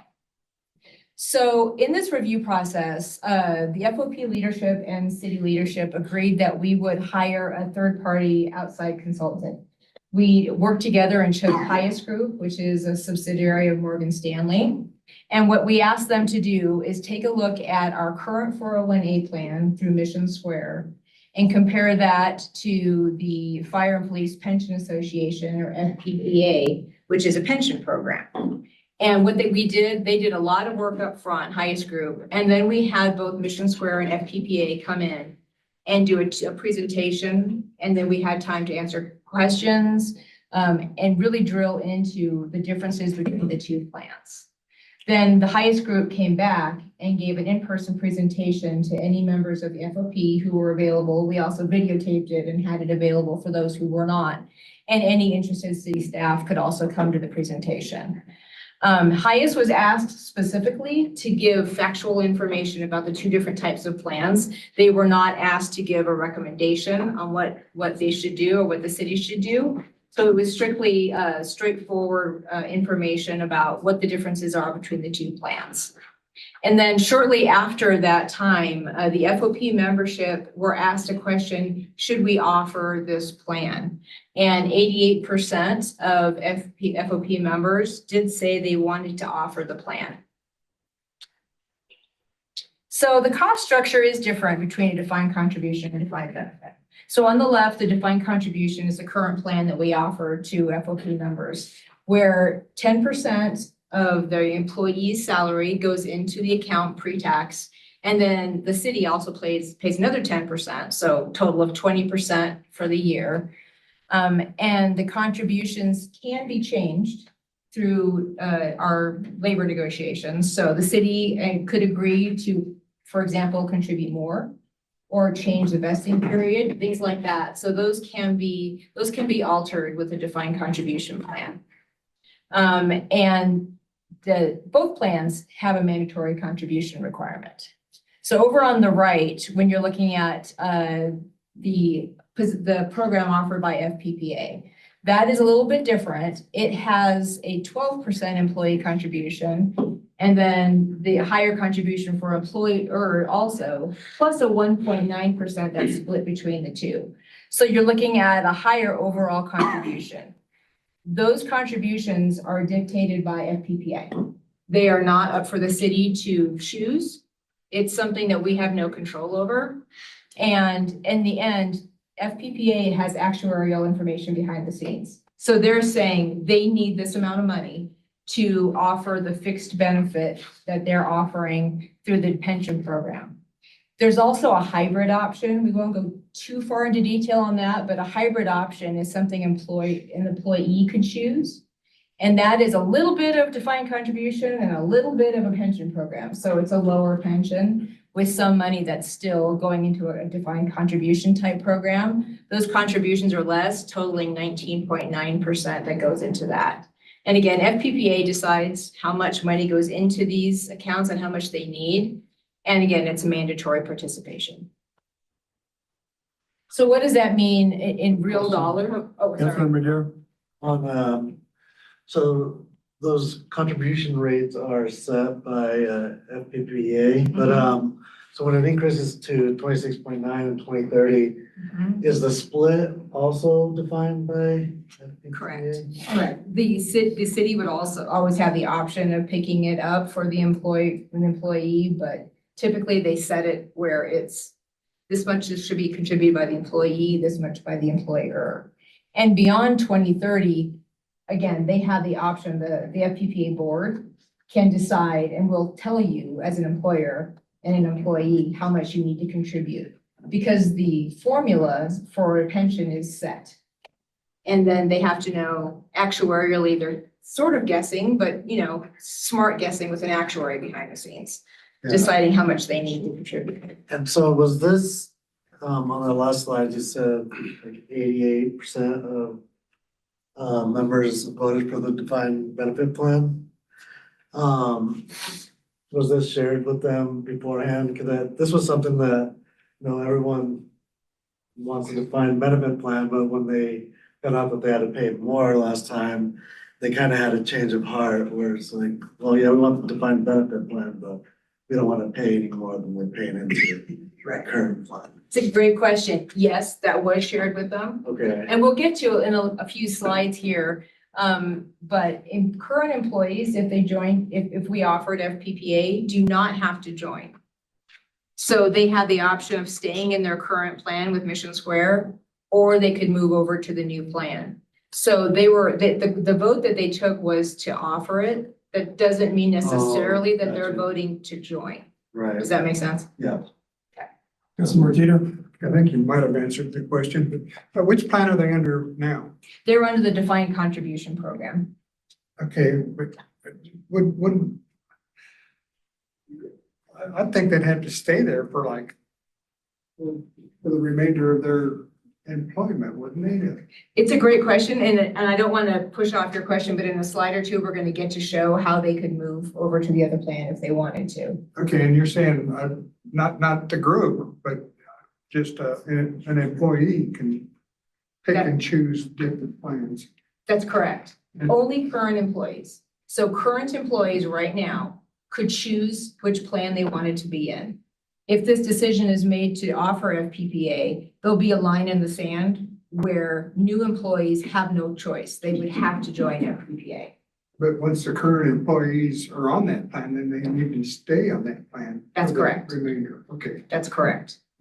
And Thank you. question, which council member is on the police pension committee? On there? Councilmember McGinn. Thank you. So this is actual numbers from December 31st, 2024. So we're looking at, 1.145 million is contributed by the city each year to this plan. Same contribution, of course, spread out over employees that they're paying into it as well. We do have, I think it's important to know, we have 29 FOP members that have loans against their current defined contribution plan. That's important to note because that's not available under FPPA. And if employees had current loans out and decided to move to FPPA, they would have to repay those loans within 90 days, or they would become taxable income and they would receive the 1099 from Mission Square, that they would have to count that as taxable income. So I think that's an important thing to know. And if you look over on the defined benefit side, certainly the costs go up. They're not drastic cost increase at first, but the concern is always that it's something that we don't know and we can't control what that might look like. But for some people, the vote clearly showed that some people are interested in having a pension for life where it's, a set amount that they know they're going to receive. So vesting in FPPA. First, I just want to make sure we're all on the same page on vesting. So anytime an employee contributes money to a retirement plan, no matter which one it is, that's their money. It never goes away. Vesting is how you get the city's portion that we're putting into the plan. So currently in the defined contribution program, we have what's called a graduated vesting. So every year you're at the city, you get another 20% of the city's contribution until after 5 full years. You then have 100% of the city's contribution moving forward is all yours when you decide to retire. With FPPA, you have to be in the system for 5 full years. There's no wiggle room on that. That's their plan design. If we move to offer an FPPA plan, current employees could use their money that's in Mission Square if they wanted to buy years of service credit. So they could take that money that's not encumbered by loans and they could purchase years of service. It's not a straight across match, so it's not year for year. The cost depends on a lot of factors, so I can't give you a flat number. It depends on your age, depends on your salary, depends on when you want to retire, and some other factors. So for example, if you were in the city's employment for 10 years, there's not a guarantee that you could purchase 10 years of service credit with the money you have in Mission Square. Maybe you could, but maybe you couldn't. So that's something to consider for staff if they were looking at this individually. If they wanted to purchase more, they may have to contribute more than what's in their retirement plan. Did you have You had a question. So the normal retirement age is 50.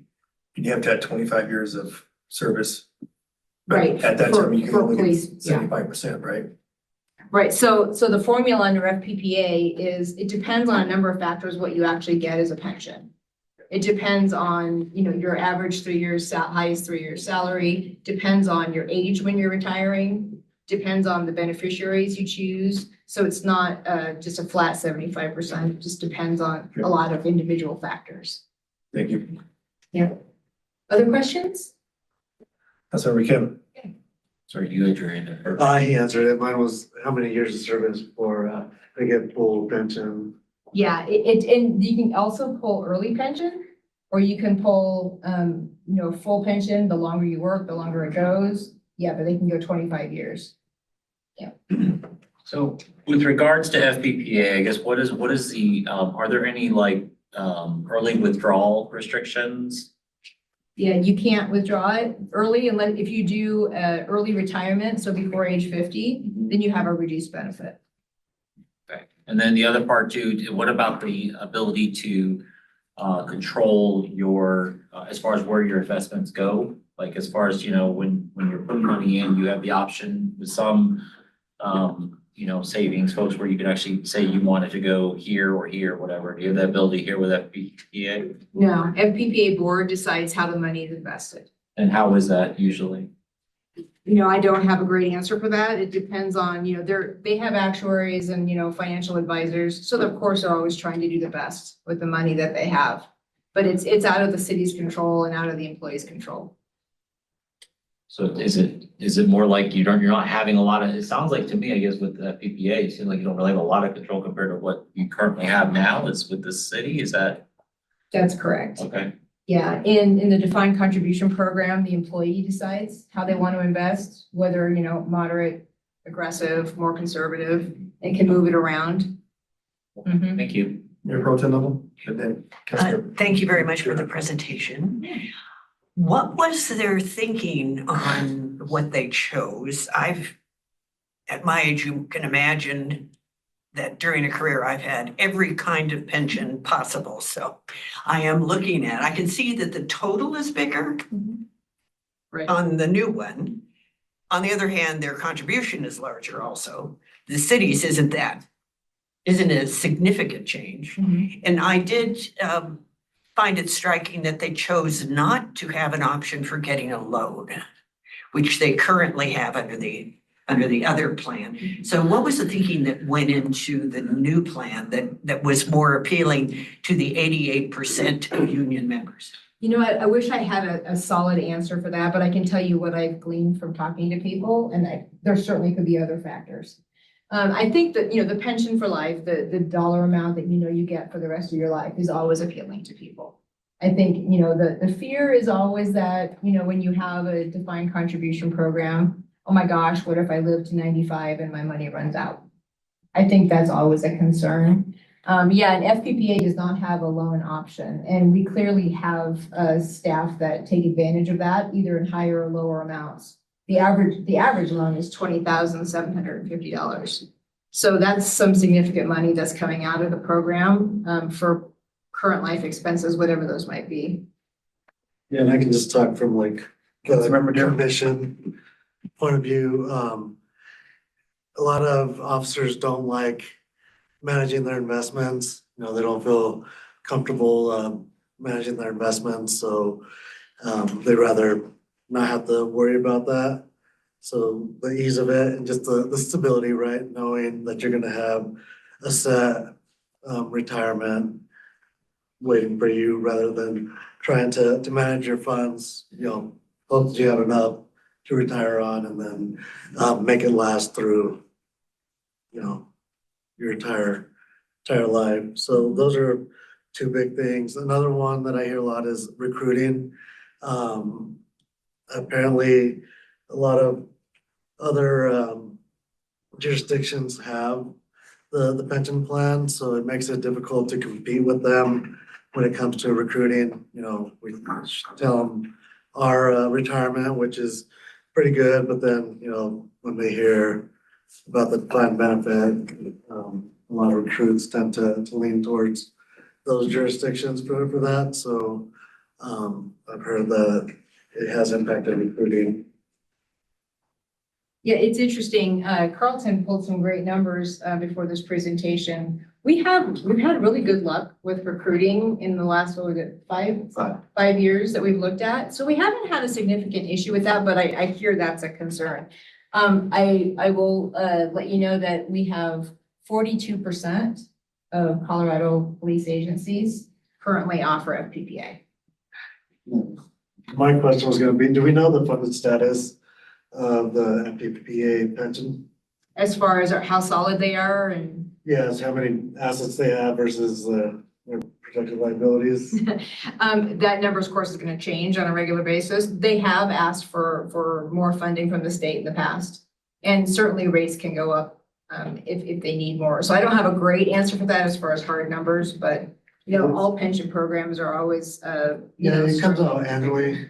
So do we know the FY 24 number or I don't have that on the 23 top if of my head. 24 is not? We can, Carlton's taking great notes for me, so I'll definitely have that for the April 7th executive session. Yeah, just good to know. Absolutely. Other questions before I go on to the slide? So joining and leaving FPPA, under, you know, the FPPA rules and regulations, it's a one-way street. Once you move into FPPA, the organization FOP would be in it for the long term. There's no backing out of FPPA. So that's something to consider. I think that's more of a consideration probably on the city side when we're considering this, because it's something that we're signing all of our future employees up for without an option. And like I said, the current city staff do have the option of either joining or not joining FPPA if this was offered. And then after you hit that line in the sand, when the program is in play, then all new employees don't have a choice. They would have to join FPPA and no option to be in defined contribution. They do have the option of the hybrid section. So there, and the consultant confirmed that, because that was another issue last time. It was everyone goes over to the pension or Yep. they can't do it. Okay. Yeah, we asked that question when they came to do a presentation for us. Okay, yeah, because that was another concern. Yeah, I think that's a fair concern. So it's a big decision to join this because it's like I said, it's a one-way track. You're moving forward and that's all there is to it. And those, again, there's a lot of administrative work that goes into this really for the finance department. There's a lot of GASB rules and regulations and auditing and reporting they would have to do if they have this program. And certainly the city would have to closely manage, you know, and talking to people about their retirement, which one they're in, which one they're eligible for, all those great things. So there is some extra work on the city's behalf.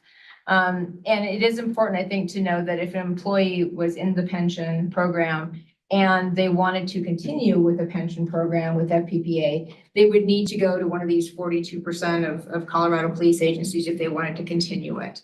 Otherwise, you know, when you're not fully vested in the FPPA, if you don't hit 5 years, you have your own contributions, but you do not get any of the city's contributions. That goes back into FPPA.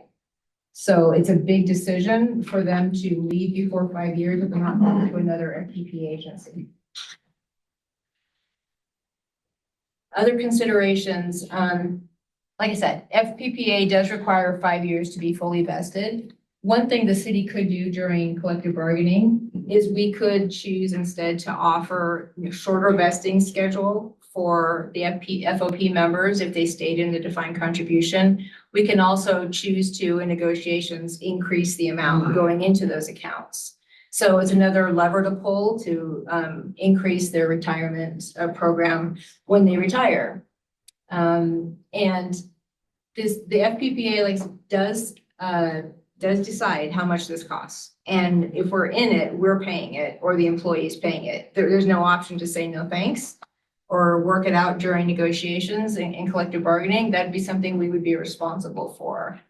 And again, the pension, the loans, I think, are a consideration. And the option to have a benefit for life is wonderful. Totally understand that. I think it's a consideration that we didn't spend a lot of time on in the presentation to staff, but your beneficiary that you choose has an impact on how much money you get in a defined benefit program. So an actuary has to see, you know, who is the person you're listing as your beneficiary. They have to make sure they have enough money to pay the benefit for that beneficiary's full lifetime. So who you choose, whether you leave it to no one or you leave it to someone, depending on their age, does impact the overall pension benefit that employees would receive. So next steps, I'm bringing all of this to you because we are starting collective bargaining in May. And under the CRS, the council would have to sign an ordinance that says that you're agreeing to offer FPPA. So this is a decision that we would need your input on before we go into collective bargaining. Like I said, on April 7th, we'll have an executive session where I can answer further questions, answer some of the information Carlton's taking down and make sure we have everything you need. And we can answer any questions you have at that point. It's really more appropriate to have that in the executive session because it would be potentially information that would be, something that the city management team would take into collective bargaining. So it's more appropriate to do in an executive session. You guys have questions? Got a question on, is this the second or third time this has opened up the state to be able to do this? I'm not sure I understand your question, I'm sorry. So I thought before you couldn't, a city couldn't enter into FAPA to the state unless it's open. Because before it was closed. I'm not aware of that. Okay. Yeah, but they came and said there is an opportunity to join FPPA if the council agreed to it. Okay, well, I know that because when I was on pension plan, my first, second term, they talked about that. There was an opportunity back then and The last time that we looked into this, they said it was based on how many agencies were considering entering into the plan. So it was more about a timing and a capacity. So if they had too many in the queue, then they would delay the next agencies that were interested until they were further along in the process with the ones that had already committed to entering the program. So. Thank you. Other questions I can answer? well, thank you for your presentation. Absolutely. A lot to consider, especially when it deals with collective bargaining. There is a lot to consider. Thank you.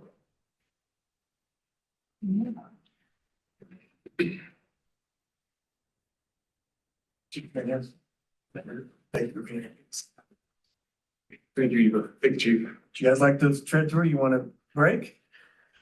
No. Hey, Senator Rogers, could we check out the review of the work schedule? Yeah, or do you want me to go to my report first? It says review, but we can do your report first. Yeah. I was gonna have my driver and Dylan come so I can hit the highlights for you with my report as he makes his way over. Okay.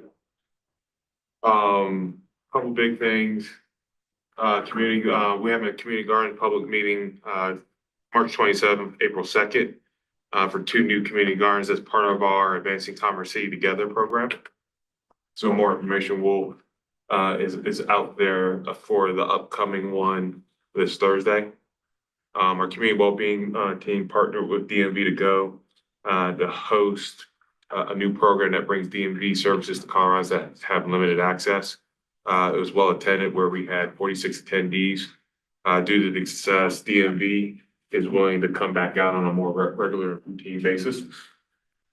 We're getting closer to the My C3 Day of Service, which is Friday, April 25th, which will look at joining forces with private businesses on removal of trash, litter, and debris from 15 key roadways. Our small business task force had their 6th meeting in which they're now starting to work on their report to you all as a council. And we hope to bring that forward to you all in the next couple of months. Recommendations that may influence policy guidance leadership is anticipated to be presented a little bit later in the year. Street sweeping operations, I know that that's been a big thing lately. We went through District 1, which was cleaning through Sand Creek, Riverside, and the Rose Hill neighborhoods. We're in the process of updating our street sweeping schedule that's on our website. And once we do, we'll make sure to get that pushed out to the community because I know that we've gotten ourselves questions about when our staff is coming through various communities. PRG held MutiCon at Bison Ridge a couple weekends ago. I couldn't let that one slide by. We had over 900 attendees, 70 vendors, and just a few robotic special guests is what I was also told. PD, We have 2 new four-legged members joining the department here this year. So we're gonna have our first K-9 unit. One is named K-9 Delta and the other one is named K-9 Holland after Detective Holland. So we hope to have them on the streets this summer. I will be out of the office on Friday, and then next Monday and Tuesday, I will be out of the office as well at a conference. So you will have Cheryl at your disposal.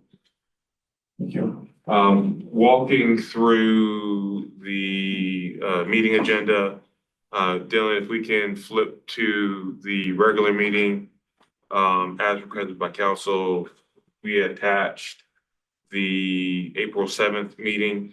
What you'll find is the executive session that has been added to the bottom of that item, which is currently putting us at 10:45 p.m. Obviously, that is in relation to the FPPA discussion. No significant changes have been made to the agenda. I know, Mayor, you had asked last week about the concrete flat work. Yes. And that was previously addressed. It's my understanding, having talked with PW, we can double check, but given that we have an extension provision within the existing contract, it did not require us to have to come back to council. In that we can still share information about what is going to be the roads that will be addressed as far as this extension of the agreement. So that's why that one fell off of the agenda. So you're saying it's like concrete work? Yes. Because I thought we're bringing back to talk about the tree lawns, sidewalks. I think that's a different discussion. If you're talking about north versus south. No, I thought the concrete flat work was included the sidewalks in the south and then up north having a program for the. Because that's what I asked, what my ask was to increase the budget for the last year was flat work was to have a program for the tree line areas. Yeah, so that would be a separate request and not a concrete flat. It's typical addressing roadways that we have in the north and in the south or in the core city. So what you're asking for is a much more what you're asking for is the creation, the establishment of a program that we haven't currently contemplated in our work, and that may be something that we just didn't interpret or hear you correctly on, Mayor. We did address your question about increasing the budget, which is what occurred in 2025, but as far as creating a program to address flat work for sidewalks or fixing sidewalks for residents, is what you're Right, talking because about? I made sure that I stated that should be adding to that amount. So we can establish a program for. Yeah, I can go back, we can go back and take a look at that, Mayor, and if there's a miss on our part, that's something that we can address. If it's not, like I said, we'll share with what the action was taken from that meeting regardless, so. I would say right now, the focus of the concrete flat work has been what we have traditionally addressed. And obviously, there were certain roadways that you had made mention, and I believe council had supported coming out of the retreat that were added, that we are addressing with this extension. And we can But that was provide. asphalt though. There was two separate budget adjustments. Yes, I guess what I can just tell you right now, Mayor, is that with what we have available and what we have moving forward under contract, we have an extension of that. Some of these other things that you're raising, we'll have to go back and do some homework. And one way or the other, I'll make sure that we'll follow up with council what that might look like. All right, thank you, Mayor Pro Tem. I wanted to ask about the FOP. And there is, of course, another union. Ask me. Yeah. So I don't recall having a discussion or a vote on anything involving FOP's contract in the past. That's correct. And I don't remember ever doing anything about Ask Me. So will we be doing anything about Ask Me? And why are we doing anything regarding FOP? Very good question. that was my starting question. So in one of the slides, what you saw was there's a CRS provision that requires city council to approve a resolution if you're going to allow the second option, right? So if you're, and that's why we're gonna have an executive session to get your negotiation stance. If you want to allow that second option to be brought to the negotiation table, then effectively we need council buy-in because ultimately you're gonna need to approve a resolution as that being an option. That's the distinction point between the past and now. Okay, so typically we are, a city council is not involved in Correct. negotiations. Correct. We don't have any influence over negotiations. Correct. Yep. Okay. So the staff didn't want to bring forward an option that ultimately would have to be approved. That option would have to be approved by way of a resolution without having that conversation with city council. All right, and I have another question for Mr. Rogers. 120th between Chambers and Buckley is being widened as well to 4 lanes, just as 96th is. But we haven't had any discussion about sound walls on 120th. And there are certainly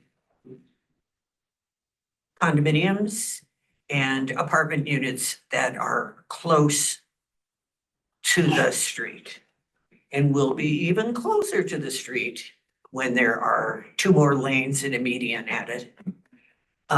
When do we even get a chance to look at that? We haven't been able to look at it because it's being done by Buffalo Run Metro District primarily, whatever its official name is, and doing the design and so forth. But we have other residents that need to be made aware. They want to know what's going on, Yeah. especially in Outlook. So since they're handling the design, bid, build, construction process, obviously we've served in the funding capacity, from a context perspective. Obviously, we are very much aware of what the designs are. They are finally in a finalized position with the water district about what those designs are, and they intend to come back on June. So I remember I stated last week that there's more than likely a chance that it is the design and the bid process is going to come back that it will exceed what was budgeted for 9 million for the widening of that roadway. So there'll be an opportunity at that time when they come back to discuss where the design is at, questions around potential changes, knowing that obviously that will have a trickle down effect on the timing and the build out of construction around that, or how that project chooses to move forward or doesn't move forward. But I would say right now, we can reach out to the Metro District and see what designs that they have and that they're willing to also push out and share with us so that we can share with the community of interest. But I would say we're anticipating a conversation with you all in the main in June, probably June 9th. Is what we've been trying to target with the Metro District in tow with the city so that you can get a comprehensive picture. But will the design take in 120th and Chambers itself, that intersection? There are proposed intersection improvements to a portion of the intersection of 120th and Chambers, as well as Buckley/High Plains Parkway on 120th, so from east to west. I can't speak with any level of certainty as to what those look like, but yes, they're supposed to be from Chambers to Buckley or High Plains Parkway. And then I just wanted to bring one other thing up. I mentioned earlier in the evening when the meeting began about the new room layout. And I stood behind the mayor just to see if I was crazy, if I was misunderstanding what's going on. So this table is not centered in front of the slides. You on the right are about 2-3 feet further over to the right, so you have no one in front of you in order to be able to see this slide. We, on the other hand, are looking directly down this line and we're off by 2.5-3 feet. So if this table is actually centered, then there wouldn't be as much of an issue. It also helps with the speakers that are up here now because we're not picking it up correctly because the table has shifted to the right. So I don't know who's in charge or who makes decisions regarding the room layout, but I just wanted to make that observation. And the second one is that we could use a recycle receptacle in here. Oh, like closer to the door as opposed to where we can't see it. Thank you, ma'am. Thank you. Councilmember Darrell. I'll say I like the new room layout. Before you can feel people breathing on the back of your neck over here. So. I can't see through you though. You can trade more chairs if you want. Can you slide that TV over some? I think we can make some changes. Yeah, cause So, you just move the TV, it fixes the problem. Or even higher, it's on the stool, right? It's on the. Whether it's the tables or the TV, we'll figure out a solution that works for the council. Just to put it generally, cause, right, it's been a good day, but in a heavily discussed day. May 5th, we're currently sitting at 10 p.m. I think that's probably more important for you all to be aware of. We've got a number of different proclamations. We have our monthly oil and gas present update, and then we have consent agenda as it stands. And we have one public hearing, which is a zone change from residential to industrial off of East 54th Place. So all in all, that has us, and then we have an executive session for our second informal city manager update for the year. Yes, sir. Question, so on that public hearing, just to be clear, it's of course, it's to the south of 56. And it's mixed right now, industrial and residential, right? Yeah, we do have a combination of residential and industrial properties off of 54. I would say that this area is probably more generally leaning towards industrial in nature by just its placement. I would say you can use our new What's C3 app to find the exact location on 54th Avenue. Thank you. You're welcome. I'll be very brief. You saw on the calendar, 4/28 is the CIRSA training that we have scheduled for you all in a study session. The topics that I had identified for you all are the following. Records under Cora, specifically emails, text messages, Teams and Zoom chats, social media postings and activity, and maximizing liability protections for public officials.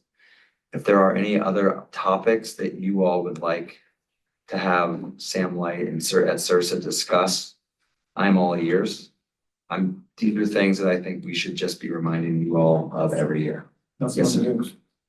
Thank you. Just a question, is the CIRSA training, do you talk with boards and commissions about this as well? So we have not done CIRSA training for boards and commissions, no, but it's a great question. It's certainly something that we could open up to the boards and commissions as well. Well, I mean, maybe not all, but I think specifically the planning commission, for Yeah. example, because the decisions they're making Sure. could fall within or without Yes. CIRSA. Yes. And some could, like you could get individually sued if they're not within your. Absolutely. So I want to make sure, Okay. something to think about, but I put it to the group to, that's going to talk about. Councilmember Taylor? That CIRSA training is gonna be at the study session? Board 20. Yeah, it's gonna be the last one. Second to last. So we have an hour, you certainly have all of CIRSA's resources available to us. My thought, I mentioned this a couple of months ago, is we should collectively, as sort of culturally, have a CIRSA training at the beginning of every year. Just to remind you all, that the idea here is to protect you, and to be mindful of how you're communicating, what mechanism you're communicating, what your legal requirements are to protect you all. Absolutely. And then I will be out of the office, because my children's spring break. I will be out of the office starting tomorrow through Thursday. Deputy City Attorney Deanna Durfee is in charge. I will send you an email now with her cell phone if you get anything. Thank you. All right. Any council members have reports to make? I had my hand raised, but I have a quick question about the agenda really quick. I was seeing where the proclamations were in May and I saw the MMIR one, and unfortunately I'll be gone May 5th for an event in LA for that. Will that proclamation be then or will it be the meeting before or after? Just wondering. Dylan, if you could bring that back up.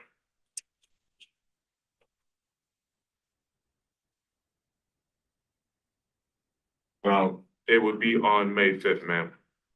I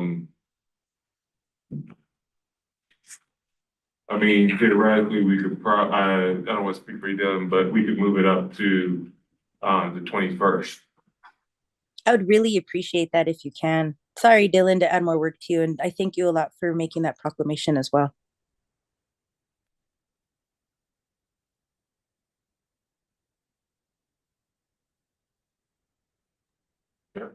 That was my only question. Thank you again. Thank you. Council members have reports. Councilmember Douglas, Ford, Dukes. So I appreciate everybody being at the retreat. Looking forward to what's next. Councilmember Kim. You get a chance, go on YouTube's Commerce City PD for YouTube. Officer Noelle Anderson. Just read her story. It's about 3 minutes long. Long story short, she had leukemia. She didn't realize she didn't know she was gonna be a police officer, and it wasn't until 2023, I think, is when she actually joined. All the way back up here, she applied so many times to other police departments, and in turn, nobody accepted her, but CCPD was the first one to throw an offer her way.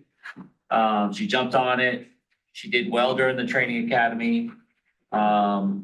And is a CCPD officer. She's grateful that she's here. She beats the best of them. So just 3 minutes of video on YouTube. Just check it out. That's all. How do you spell her first name? Noelle, it's Anderson, just Anderson. It says Officer Anderson. That's all.